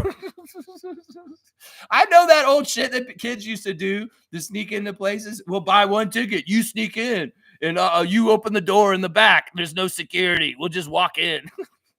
We're not doing this to Courtney Charles, the 905, and Coach Andrew Jones. We're going to pay the proper amount. Come on now. Cool guy saying Pascal is at another level, and I fear the Pacers will benefit. He started basketball later in life, so other focus factors are kicking in later. His vibes are immaculate right now. If there, there is a real difference between Siakam and his last couple years on the Raptors and how he's looking and feeling on the Pacers right now. It's undeniable. He's way more happier. He's way more loose. He feels way more relaxed. Things are more set in stone where he knows what's going on. And I love that for him. I'm too bad it couldn't be up here. But in some ways, it is what it is. If it was uncomfortable and not exactly the right vibes for him in Toronto before he left, so be it. But you're still a GOAT, and we love you. You're an NBA champion with the Raptors forever, Siakam. But yeah, he's undeniably in a better mood and having a better time right now. I sad to say it, in Indiana. It's just how it is. It's just how it is. I can see it. Let's see. Pascal is always a Raptor at heart. He recently had an education function in Toronto for kids through his foundation, PS43. The foundation will stay in Canada. There you go. I love that. We know that. And we know, just like Kyle, he looks at this place as home, that he'll say it in the long run. And we know that his jersey will be up in our rafters too. Honestly, if people don't think Siakam's jersey belongs in the Toronto Raptors, you're crazy. Because that dude's an NBA champion. He's a most improved player. He's an all-NBA player. He's an all-star. He's also a G League champion with our team. Yeah, he's an MVP of the G League with our team. This guy has accolade after accolade for our franchise, and he's even on the list of leaders in a lot of the scoring a lot of the categories. So, yeah, in some ways, Siakam is getting his jersey retired by the Raptors at the end of it all. Trust me, he will. It doesn't matter if he ever plays for us ever again. He has done enough. That's right. Mike's saying, I need to see that LaMelo clip. Laugh out loud. Yeah, it's pretty funny. It's pretty funny, Mike. Yeah, he's coming down a hallway, and he's going into like a stairwell, and it's not a real person. It's an animatronic, and it just kind of goes, and he goes, ah! And then he hits it. He screamed. It was so funny. Cool Cat saying, I feel for Dame. We all know personal life issues can affect your professional career performance. B-ball is mind, body balance. I don't think he didn't need to do this. That's the thing. None of this should have happened. He should have just stayed in Portland and not chip chased. His life would be fine right now. Yeah, sure. It'd be the same old Portland kind of bullshit, but at least he would be with his kids. That's what I'm saying. That's why this is messed up. It's like if he knew he was going to go to Milwaukee and he'd get the same kind of bullshit there as he was getting in the Trailblazers, why even leave your children? It's forget about the wife and everything like that. It's his kids that he misses and that he's having such a hard time being apart from. And that's what I'm saying right there. Stargate saying, have they picked a name for the WNBA team yet? Yeah, I know. It's November the 1st. What's going on, Teresa Resch? What's going on? What's our team name? What are our colors? What does our jersey look like? Come on, Teresa. We want to know about WNBA Toronto. What is the name? What is our team motif? What are our colors? And what am I going to be wearing in the summer? Because I will be whatever the name is, freak. Yeah, in the summer. Raptors Freak will be the name of the channel, but everybody's going to know I'm going to be a freak for your team too, Teresa. So let me freak out and tell me who we are, because I want to freak out on whatever it is on this channel very soon. So let me know, bro. Come on, broski. Come on, broski, Teresa. Broski, come on, yes, sirski, broski. Cool guy saying TSN and Sportsnet shows Siakam's Halloween clip was funny and cute. Canada's still giving him the love. Of course. He has huge fans up here. Siakam is loved across Canada. He is an NBA champion, and that makes total sense. Kareem saying Raptor name is such an iconic name. There's no team in all 4 major sports who have a dinosaur as their name, and the world thought these large reptiles are extinct. It's, you know what? Listen, I thought about this the other day. In some ways, you can get in trouble because dinosaurs went extinct and stuff like that. And then you worry, oh, the Grizzlies went away from Vancouver. The Raptors are going to go extinct in Toronto. No, bullshit. Because I'm going to tell you why. Dinosaurs have never left this planet. The dinosaurs are in the ground. whether they're fossilized, whether they're crude oil. There's all kinds of ways. The energy and the matter that the dinosaurs were from way back in the day is still existing in this world. It may be in a different form, but dinosaurs are still here. They are extinct and they do not live and walk among us, but they are still a part of our ecosystem and in our ground, and fossils and different things are found all the time. So that's what I say about that. How about that? There's a counterpoint about Raptor.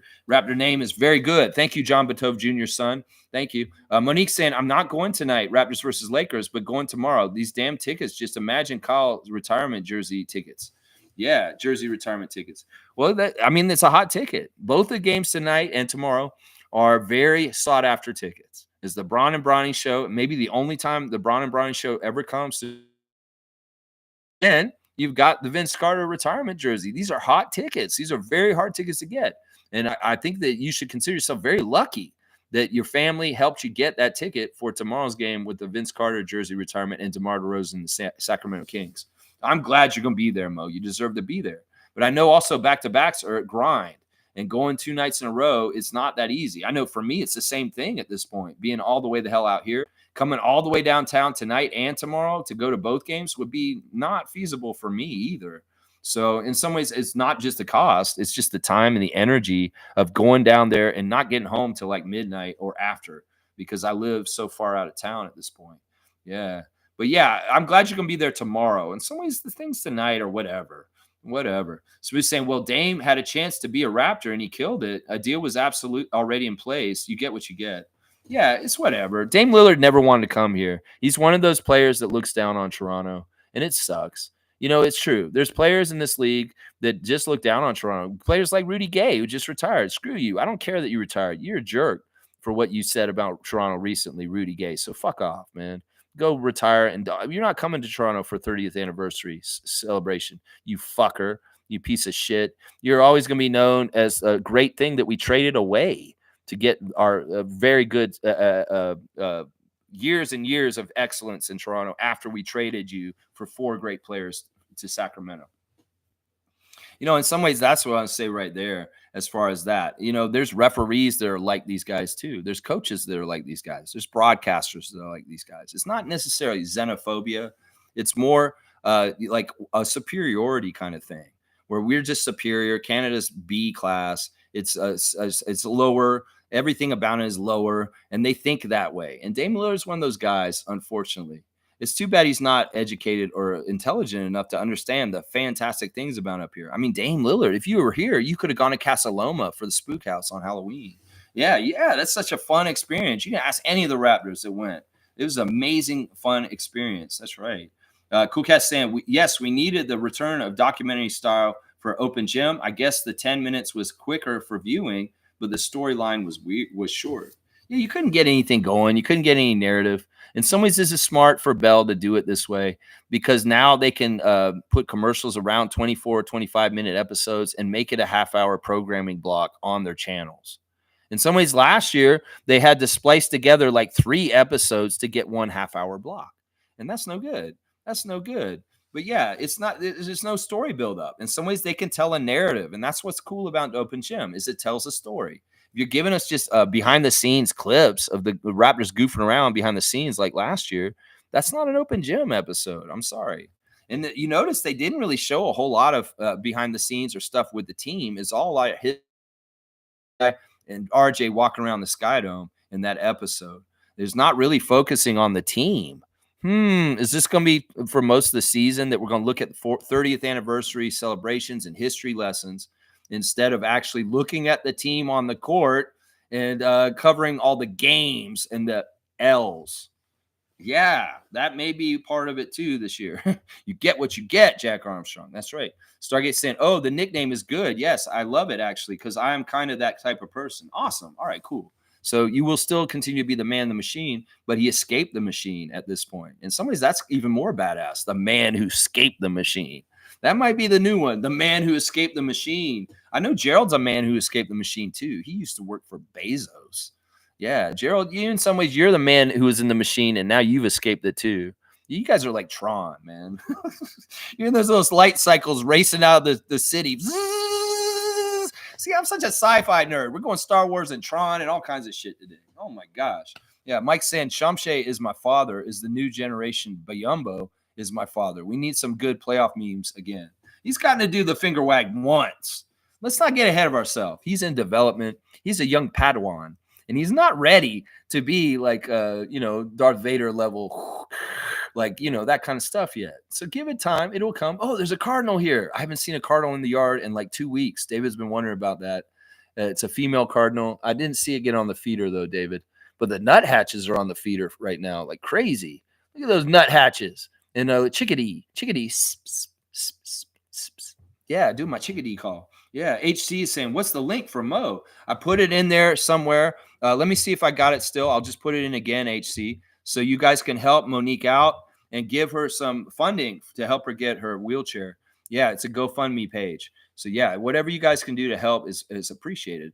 Cool Cat saying, Scotty needs, hang on. Scotty needs to give Scotty 2 more years before trade discussions. He still needs developing. Example, handle, consistent pacer. What? Consistent pacer. What are you trying to get him over there? Game management principles, defense manipulation, offense first mindset. Yeah, there's a lot of stuff Scott can continue to develop and get better, but he's really fast tracking. And he had a leap last year. And from what I saw while he's healthy, the beginning of the season, he had a leap this year already too. It's just we're going to have to see more of it. And he, you know what, it is really important that he comes back from this injury sooner than later, and he doesn't get many more DMPs because he will mess up his postseason award stuff. And that in some ways can mess up his contract, getting the most money that he can. So, Scotty, you need to play 65 games this season.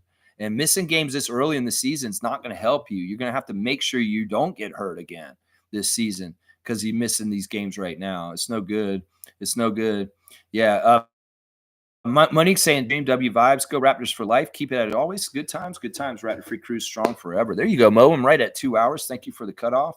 Is right on time. And I'm going to go a little bit over time just to finish everything up. HC saying, got the link, going to share it with my people. There you go. HC is going to help you out, Mo. Put it on blast, guys. Promote and share Monique's GoFundMe page, and let's see if we can help her. Let's help her. Trevor saying, talk to y'all tomorrow. I'm going shopping. Have a great day, everyone. He's going to go out there and bless a shopper. Maybe Trevor, you could help out Mo a little bit with some of that money too. Stargate saying, pounce on him early like a lion on a gazelle. Put the Lakers down fast. LeBron has a tendency nowadays to become disinterested in the game if the Lakers are losing badly, so jump on them early. That sounds like a very good keys to the victory from Stargate, the man who escaped the machine. Yeah, that sounds like a great MO, and Darko's really probably going to harp on them to start really well after what happened in Charlotte.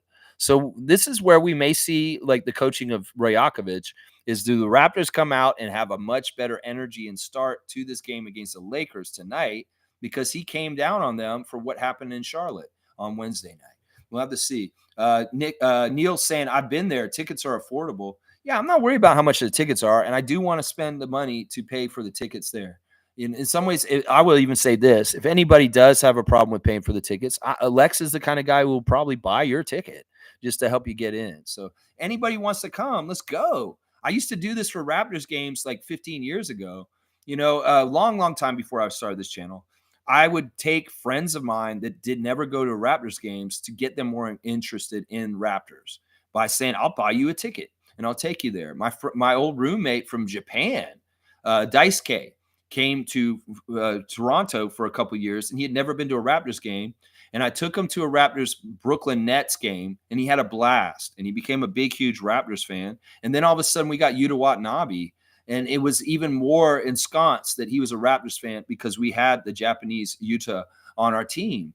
And he loved that. I had a roommate that came from Mexico named Emmanuel that I took to a Raptors preseason game against the Chicago Bulls a few years ago, and he became a Raptors fan. So I've done my work, Raptors, in trying to get more people in our fan nation by bringing people to games on free tickets that I bought myself.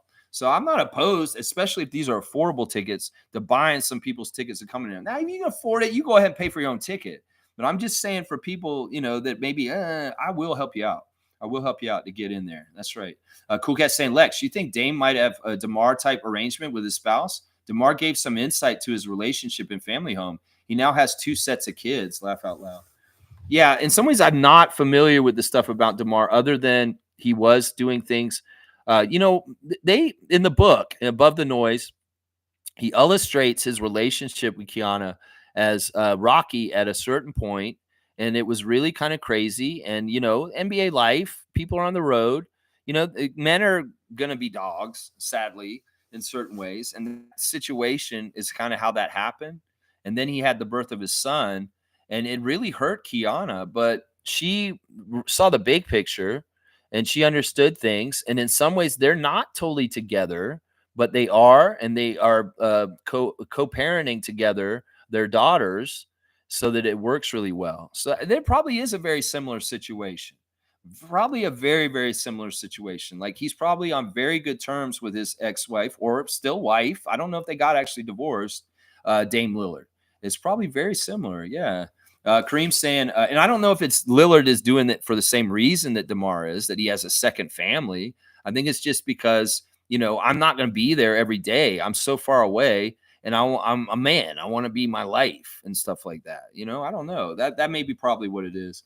Kareem saying at Blackhawk, the tickets are definitely affordable. Tickets are just as much as beer and popcorn. I'll be there December the 8th meetup. Not sure what gate I'll go through. Maybe gate 1, maybe gate unknown. He's got his portal, like a Stargate or like some sort of like beam me up Scotty portal or something like that. He walks in one door and all of a sudden he's on the top level of the Paramount Fine Food Center or something like that. I don't know. Either way, I'm intrigued. In some ways, I want to get the tour, the Kareem Thomas tour of the Paramount Fine Food Center and all the nooks and crannies and secret passages like the clue board from Parker Brothers. You need to show me where they are. I know the ones at Scotiabank because I worked in that arena and I've been all through every behind the scenes place where people aren't supposed to go in the public because I used to be an employee there. So I know all the passages and the underground of the Scotiabank arena. I've even been to the very select secret hiding bars for like the ultra rich people. They're hiding like the Drake Club and all that kind of stuff. So yeah, I need to know the layout of the architecture of the Paramount Fun Food Center. And Kareem, if you could give me your personal tour like Kramerica on Seinfeld, that'd be awesome. If you could just show me, yeah, and this is where I ate a corn dog one day, or I ate a hot dog and it got mustard all over my shirt. Okay, yeah, this is the kind of stuff I want to know on your tour. That's right. That's right. AC saying at Super Raptors fan Mo, just shared on my end and donated. Let's get that chair for you ASAP. Prayers. There you go. I love this. The benevolence and the heart of the Raptor Freak family is showing strong through HC right now. And man, the gratitude and the glory to God and the giveness of you guys is just amazing. And it astounds me every single morning when I interact with you guys. So it's the generosity of Trevor J, David Saborin, St. David.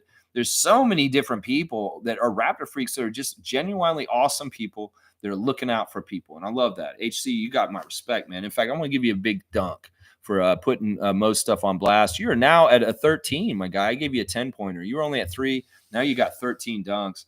Mike's saying the way Masai made decisions, I think he will do a deep dive before making a decision. Oh, she will do. You're talking about Therese. Yeah, of course, Mike. Of course. This is a big decision. You're setting the whole foundation for the whole entire franchise forever.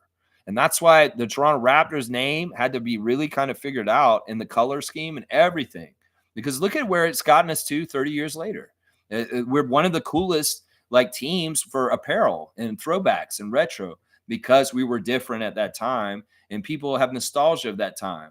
And the 90s, the mid 90s of the NBA were really awesome with the Bulls and all kinds of things going on, the Rockets and Hakeem. And, Raptors old school jerseys are very popular because they take people back to an era of the NBA that was absolutely awesome. And, this is something that Teresa has to think about and not take lightly because the reverberations, the little seed she plants with the name, the colors, the way the jersey looks will reverberate throughout time, just like the Raptors stuff has. So it's really something that they got to mull over and not rush and really think throughout all of it. And that's what we're going to get that decision at some point. Yeah. Mo's saying thank you to HC. Yeah. We're going to get you, Mo. We got you. We're family. The Raptor Freak family is coming to help you. That's right. Mo, Randolph's here. Speaking of one of the great Raptor Freaks, the most beloved game day, blessings, beloved Raptor Freaks, most informative gang. Those who have paved the way for you deserve your respect. Open the door and hold the door and open for them. Show some gratitude. Boom, goes the dynamite. There you go. We're all going to get old someday if we're privileged enough to. So don't get it twisted and let honor your ancestors, especially on a day like Day of the Dead. The people that are gone and the people that are still here, respect and honor them, and understand that if you get the ability to grow old and the gratitude that you should have for that, and just understand the wisdom of that. Seriously, Randolph, I love you, man. You're awesome. Let's see what Leo's saying this morning. He's saying, start strong, stay strong, and finish strong by remembering why you started in the first place. Boom. That sounds like what Darko needs to say to the Raptors tonight. Start strong, stay strong, and finish strong by remembering why you started in the first place. Why are you even here in the NBA? You worked so hard to get here. Y'all do it the way you need to do it and get that a win over the Lakers tonight by starting strong, staying strong, and finishing strong. Thank you, Leo Routens, the kid from Kiel, for your life tip. And thank you to our three wise men, Randolph, Leo, and Trevor. That's right. Cool Cat saying Kyle's retirement jersey is going to be wild. I will just close my eyes and buy a ticket for his and Pascal's retirement. The money that would be spent on that, yeah. I don't even want to think about it right now. But that one's going to be that one's going to be huge. And they better go all out for Kyle like they've been going all out for Vince. And this last couple months, Vince has had so much stuff around him. The Raptors have done. They better do the same thing for our GOAT, Kyle Lowry. They better. Yeah, and DeMar too. I'm going to say that right now. So he's saying every team Rudy Gay left got better. Yeah, that's good. That's actually very true. And yeah, exactly. In Portland, he blew it. Yeah, he was the man. In some ways, he was going to be the greatest Portland Trailblazer ever, and he might still be. But in some ways, Clyde Drexler may have some arguments over that.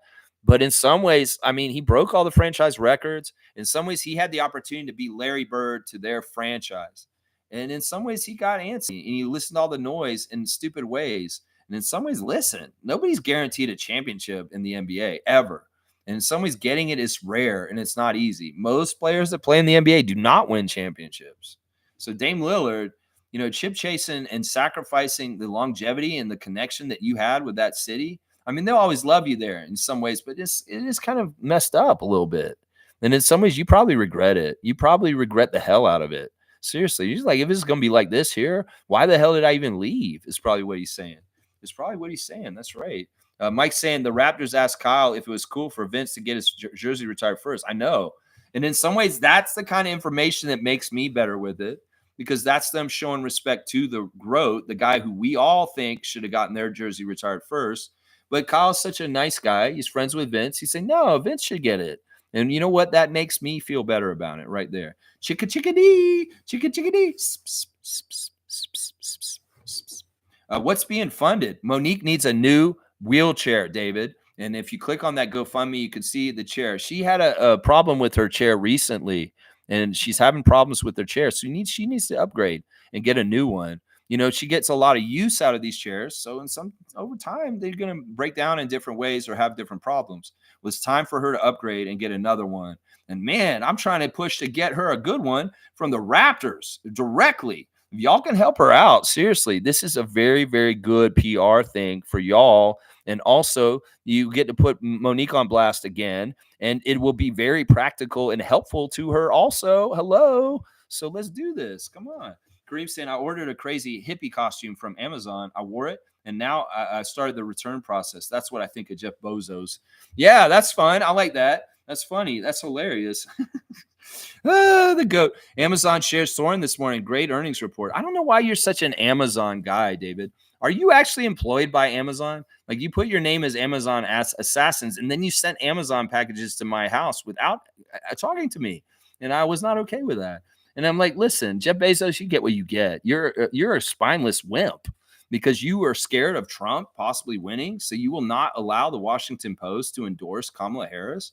Well, I hope you feel the sting of losing like a quarter of your subscriptions because of your cowardice. And that's what I say to Jeff Bezos very elaborately right now. Yeah, he's getting what he gets. And in some ways, you don't want to anger the people. In some ways, he's a coward, the cowards that allowed Hitler to take power in Germany over 100 years ago.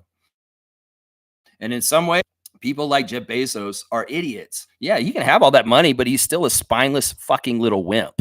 And if I saw him in person, I'd punch him in the face. and he wouldn't do jack shit about it. Trust me, he wouldn't, because he ain't gonna fight me himself. I mean, you say, yeah, you call the police and all this stuff, but seriously, I ain't afraid of him because he's a fucking spineless little coward that he wouldn't allow his editors. This is the paper that broke Watergate. This is a paper that's been so important in American history for political reasons in the presidency. And they won't endorse Kamala Harris because he's worried about repercussions in case Donald Trump somehow becomes a president, which is not going to happen, y'all, just so y'all know. Yeah, he sucks, David. And I don't understand why you're kissing his ass so much. Seriously, do you work for Amazon on the down low? Are you getting a paycheck from Jeff Bezos somewhere, somehow? You call him the GOAT? Oh, yeah. He's bad, is what he is. He's bad. Mike's saying Mo's new wheelchair she needs. That's right. That's what we're talking about for her new chair, David. That's what we're talking about. So he's saying LeBron is about personal stats now. He knows the Lakers are a middling team. That's interesting. I wouldn't disagree with that. Smooth's saying he might have Amazon stock, man. That may be why.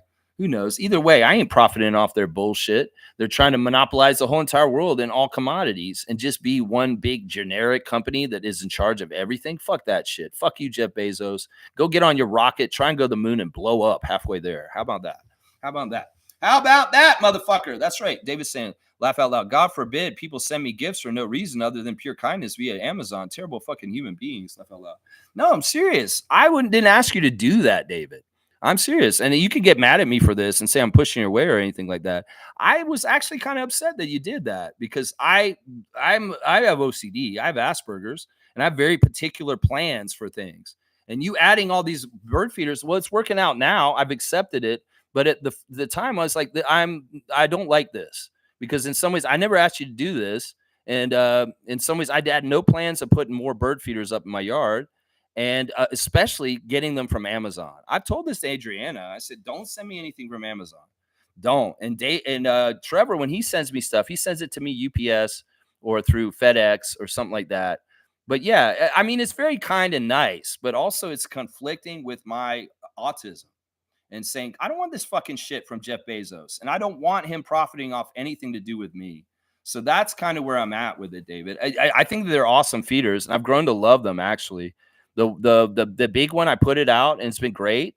And they're eating up all the sweat or whatever, the peanut butter looking squares. They're eating them up.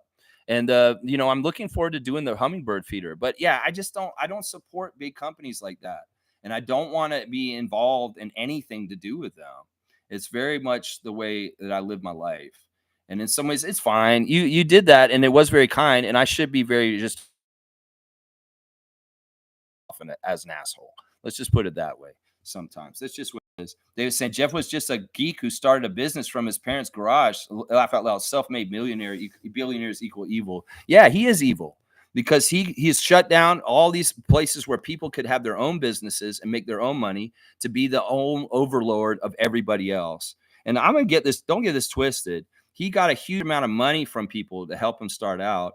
In some ways, he's been cutthroat and he's been very awful for small business and all kinds of different places, just as much as Walmart. And I'm against Walmart. I'm against Exxon. I'm against Jeff Bezos and Amazon. Fuck them. And in some ways, he's capitalizing on the laziness of people is what he's doing. And in some ways, I'll go get it myself. I don't need them to fucking send me whatever. And in some ways, no, he's despicable. He is evil. And I'll continue to say that. Because in some ways, I mean, his ex-wife would tell you that he's evil, Mackenzie, and she hates half her fortune away in philanthropy. So that's a jackass. That's a piece of shit. That's like the closest thing in this world to Lex Luthor on this world is that fucking little bald piece of shit. That's right. So that's what I say about that. David's saying, no, you're just a maniac if you're upset. Don't worry. I won't do shit for you.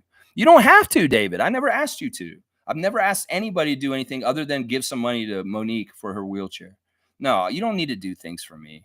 I don't get why everybody, like, I get Trevor's really nice, and in some ways he's doing in certain things, but he understands this, and we talked about this. You and Tom, for some reason, I don't get it. You guys want to do nice things for me, but also at the same time, you expect something in return. I don't know what it is, man. In some ways, I appreciate your philanthropy on my channel, but you got to understand also, I have my own principles and morals. And they have nothing to do with Amazon. If you have so much to do with Amazon and you're just so in love with that company, well, there's a conflict. We have other shared interests, birding and the raptors. We could focus on those. But if you're willing to accept that I draw the line with Amazon and things in my life, well, we can get along. But if this is such a thing that you're like, oh my gosh, Lex is an asshole for this stuff with Amazon, well, I guess I don't know. I'm not trying to kiss anybody's ass, and I'm not afraid of losing people. That's the other part of it. I'm gonna do what I do no matter what, and that's just how it is. Stargate saying FedEx, Pearl later, and UPS. There you go. Lex can't honestly just be Lex. That's who he is. And honestly, you gotten to see me in person and be around me in person. Yeah, I'm not exactly the guy on the screen every morning. I'm not exactly this dude. In some ways, they say don't meet your heroes. I am an ornery kind of old man that is crotchety, and in some ways, you are too.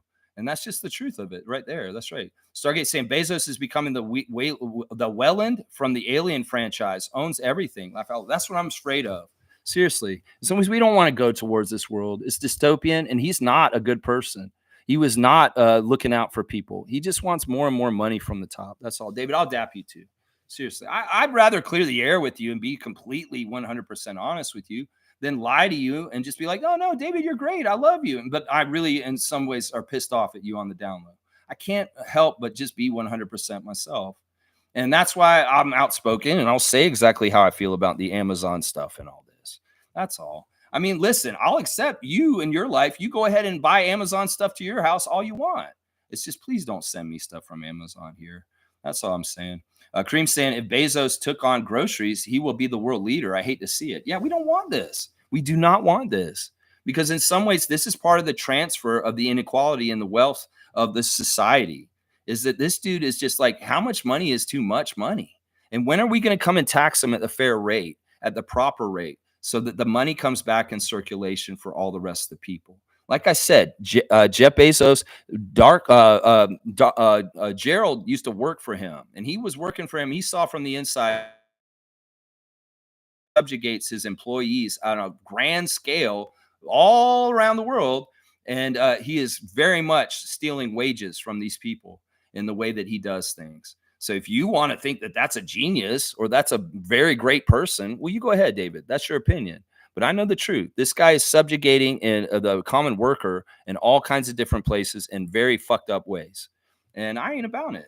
If I'm one of the early resistance fighters against the dark overlord Bezos in like 50, 100 years from now, when he's not even a person, he's just like some sort of weird entity, I'll be that forefront trailblazer coming at him early on that. That's what I'll say right there. Jeff is, let's say, David's saying, haha, now you're pissed off with me? This is nuts, man. It's the same as you getting pissed off with Tom. Nuts. No, I'm mad at you guys for standing up for rich people. That's why I'm mad at you guys.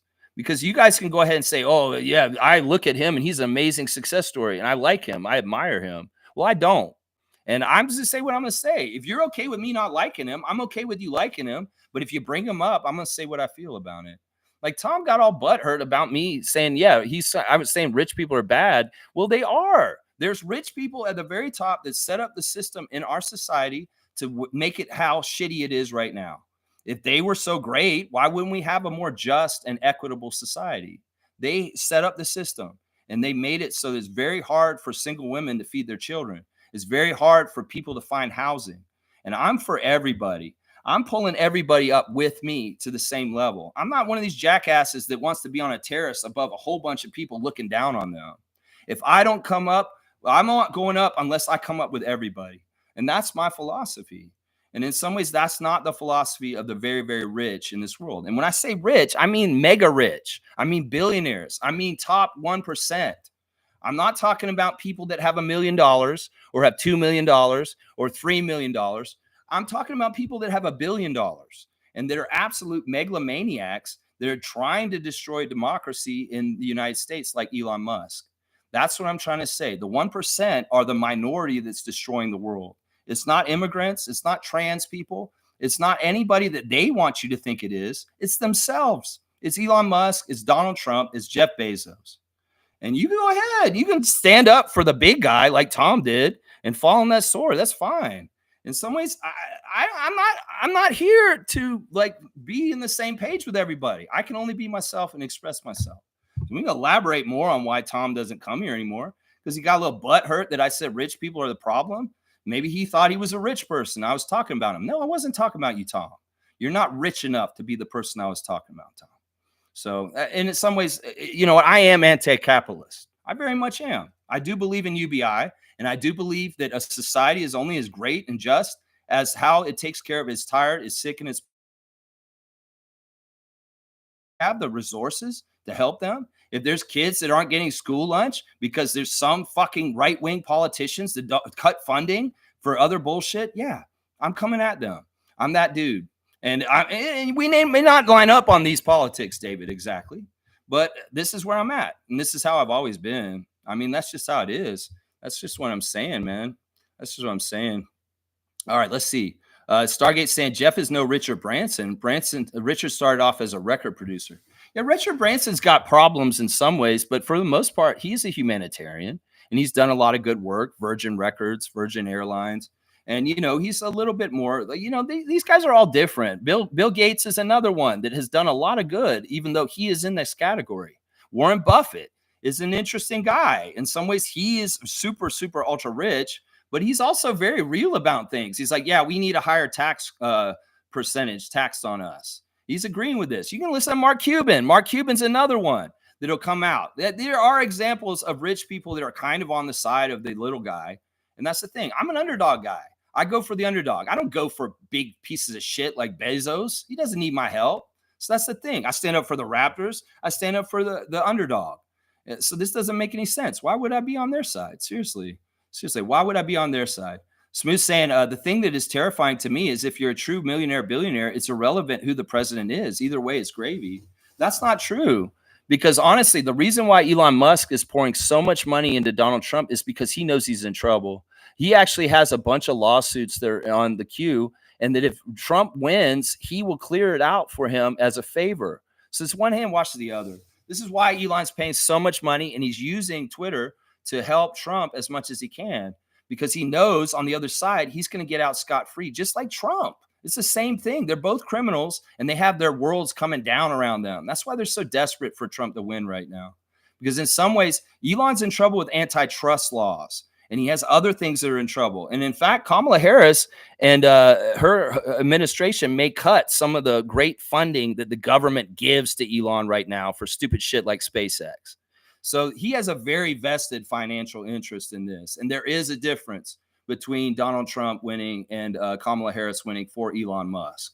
And that's why he spends so much money. You got to understand how much money has been spent in this election cycle by the extremely rich people. They spent like $2.5 billion just to shove Donald Trump's down our throat.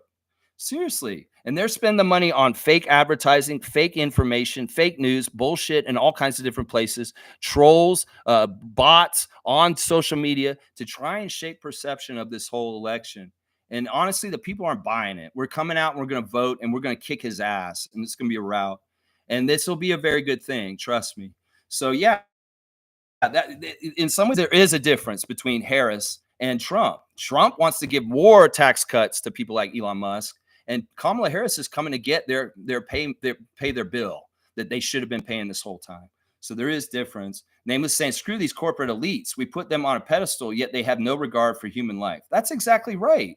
That's exactly right. I don't understand people that love Elon Musk so much and they're defending him over all kinds of crazy stuff. This dude is horrible. His money is made off of apartheid, which is a very, very segregated racial system that was in South Africa. He also made a lot of money off blood diamonds and mining of emeralds in that country. And in some ways, he is not a self-made person. He had everything handed to him. So I don't understand why people think he's so smart or he's a great businessman. No, he's not. He's as good a businessman as Donald Trump is, and everything he started failed. Let's just put it that way. I mean, you can look at how Elon bought Twitter and how much it's lost money since. It's like the worst valuation. It was so bought it, and he is like cut it in like fourth of its price at this point. Like something like that. David's saying, I don't know these people. Couldn't care less what anybody thinks of them. They're dab. All right. Well, then don't stand up for Bezos in some ways. And you know what? That's the action you're going to get from me. If I'm going to be like Robin Hood and Nottingham Forest, that's how I am. In some ways, I got to talk about this because in some ways, mainstream media is scared to talk about these powers that be because they're worried about advertising dollars and different things like that. I have nothing to lose. I'm going to talk about this openly and honestly on this channel. In fact, I think this is part of the reason why people value my channel is because I can't be bought and I'm willing to speak the truth in all subjects, whether it is basketball or life things like this is what I'm saying. Kareem's saying, anyway, let's keep the peace. I hate Tim Hortons and Burger King. Okay. And Burger King bought out Tim Hortons and now is forced to drop Mother Parker's Canadian coffee company. Support your local coffee spot. That's exactly right. As they continue to consolidate and make these big companies, go find your local stuff and take care of that person where your money is going straight to them and them being able to buy things for their family and take care of their family instead of going into some huge bank account that a billionaire's got almost $1 trillion somewhere. You got to think about where your purchasing power goes to and who is benefiting off of it. And if it's somebody that's like you on the same level, that's way better than Jeff Bezos. Just trust me on this. Smooth saying, anyways, vote who you want. Just make sure you have logical reasons for your vote. Yeah, I would say that. I think that the logical reason is only really one logical reason to vote for either one of them right now is either you're a fascist and you hate race, you hate immigrants. I mean, obviously, did we see what happened at Madison Square Garden this weekend? You know what? I forget. I want to say this right now. I want to give a big, big shout out to LeBron James right now. That's right. We're playing LeBron tonight. Yesterday, he endorsed Kamala Harris. And shout out to you, LeBron. Seriously. And don't think that LeBron James and Taylor Swift don't have a factor in making people go out and get vote. That's right. So LeBron, kudos to you, man. Salute to you, LeBron.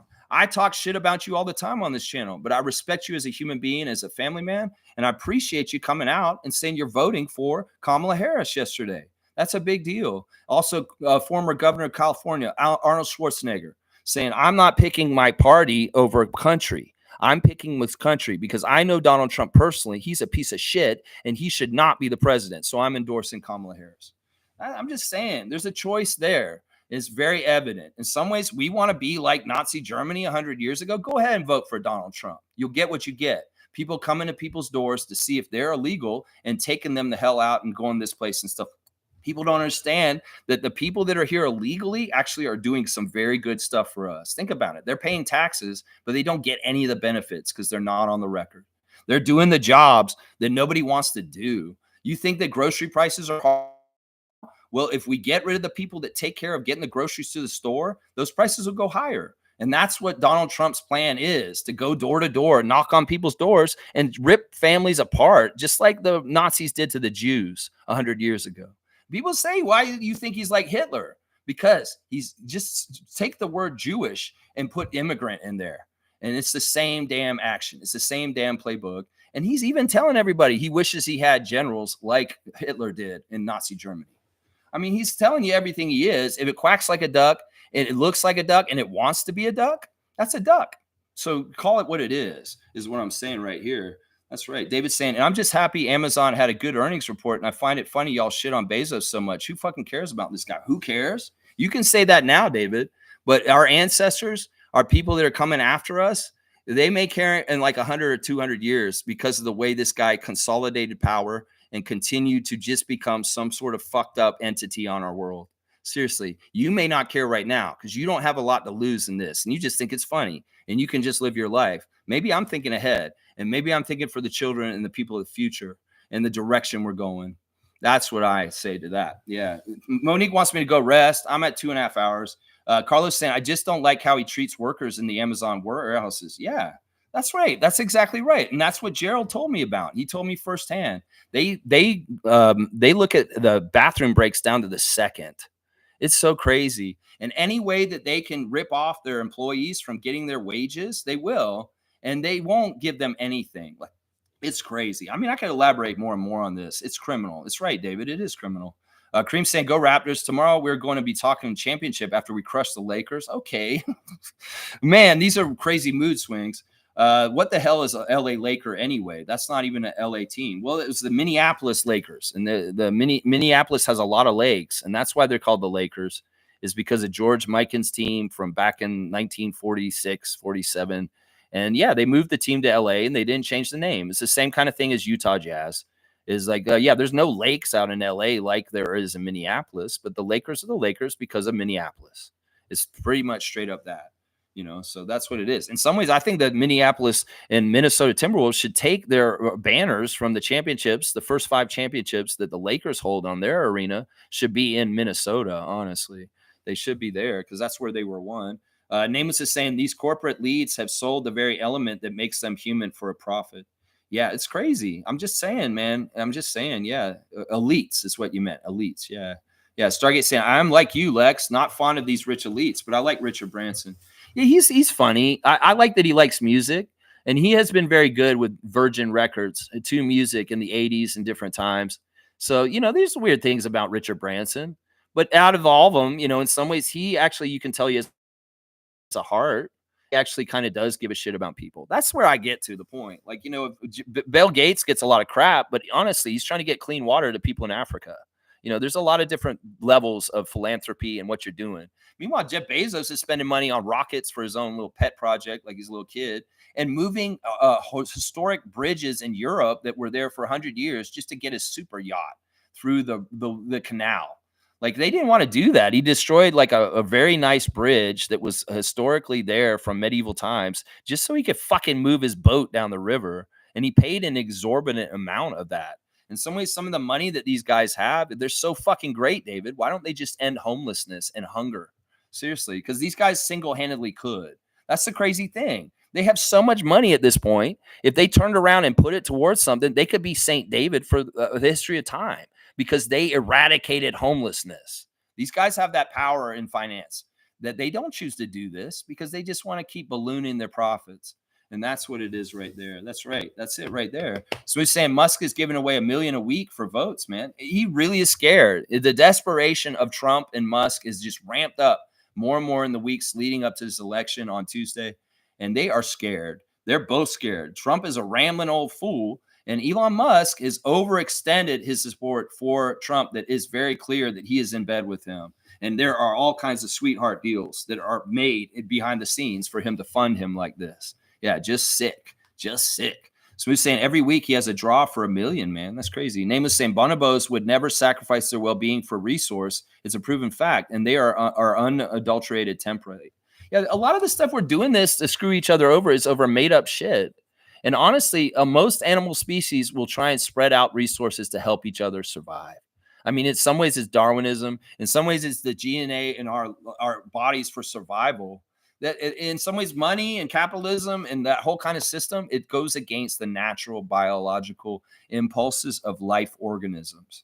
And we cut trees down, David, every day. And I know you stand on this with me for people like those people. And that's what I'll say on that. And we don't have to talk about it anymore in some ways. Carlos saying, hey, I used to work for Mother Parker's. That's cool. Name was saying, want to know everything we do wrong as humans? Study bonobos. And Name was saying, there's so much I can learn from you, Lex, especially because you're a few years older and wiser. Nameless, listen, in some ways, I love to educate on the Raptors and the NBA, but we do go on these tangents somewhat. But, I also try and do this near the end of the show. So if people are turned off by my politics and you hear me start to go in a political term, you go ahead and turn it off, and you don't have to hear the ass at the end of it. But the beginning of the stream will have the ref report and the latest lineup news and the stuff that people really want. And that's how it is. Yeah. That's how it was in 2016. And that's how it is now. Yeah. All right, guys. I appreciate everybody. Even if we disagree, David, I love you, man. And I know I've sold because of you Amazoning me stuff, but I gave you the reasons why.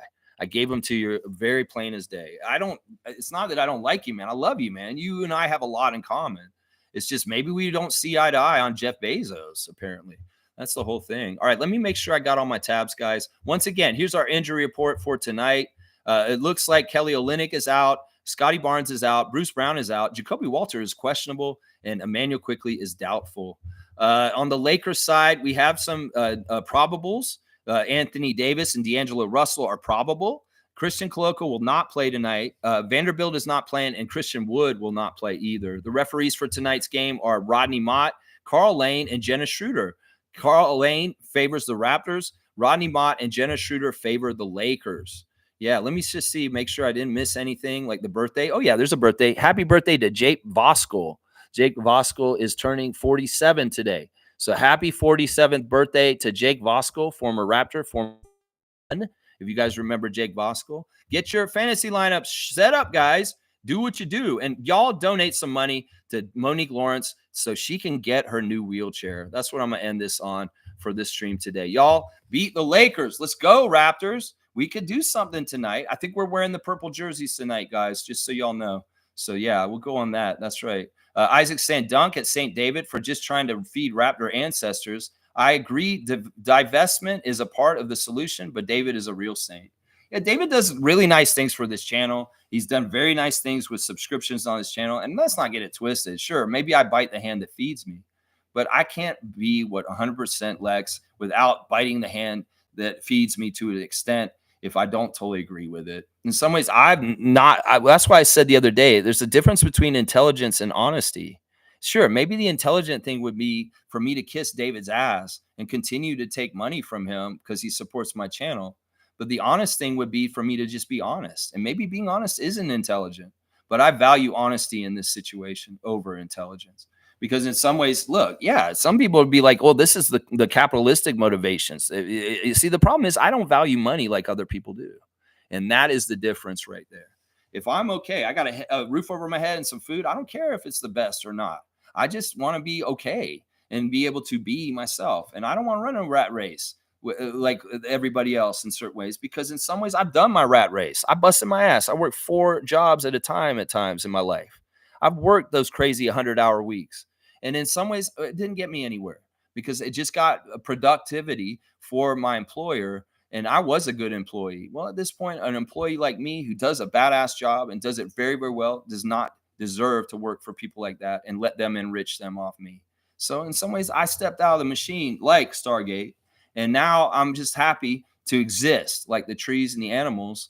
And in some ways, I'm okay because I'm set up and I'll be fine. So either way, that's the thing. And that's some ways that may be the reason why people may have a problem with the Raptor Freak at some point is he can't be bought. He can't buy me. Even if Sportsnet or TSN or somebody, the Raptors or somebody came and said, we want to buy your channel because you're doing this at some point, I probably wouldn't do it because it's never, ever been about this for me, guys. In fact, when I monetized my channel, I was not totally into it. But you guys wanted me to do it.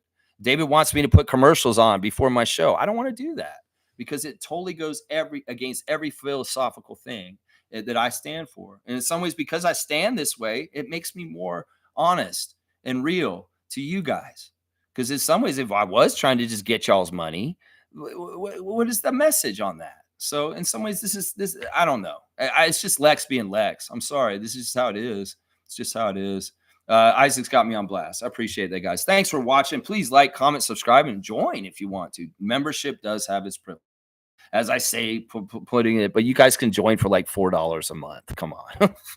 Either way, y'all, thank you. David, let's not get it twisted. We have a lot in common and we have a lot of the shared interests. We may not have all the same attitudes, but in some ways, I know that deep down inside, you're like me too. And in some ways, a lot of the things I'm saying right now, you do totally agree with. It's just that, maybe we don't agree on all of it. And that's fine. Nobody's going to be 100% with each other.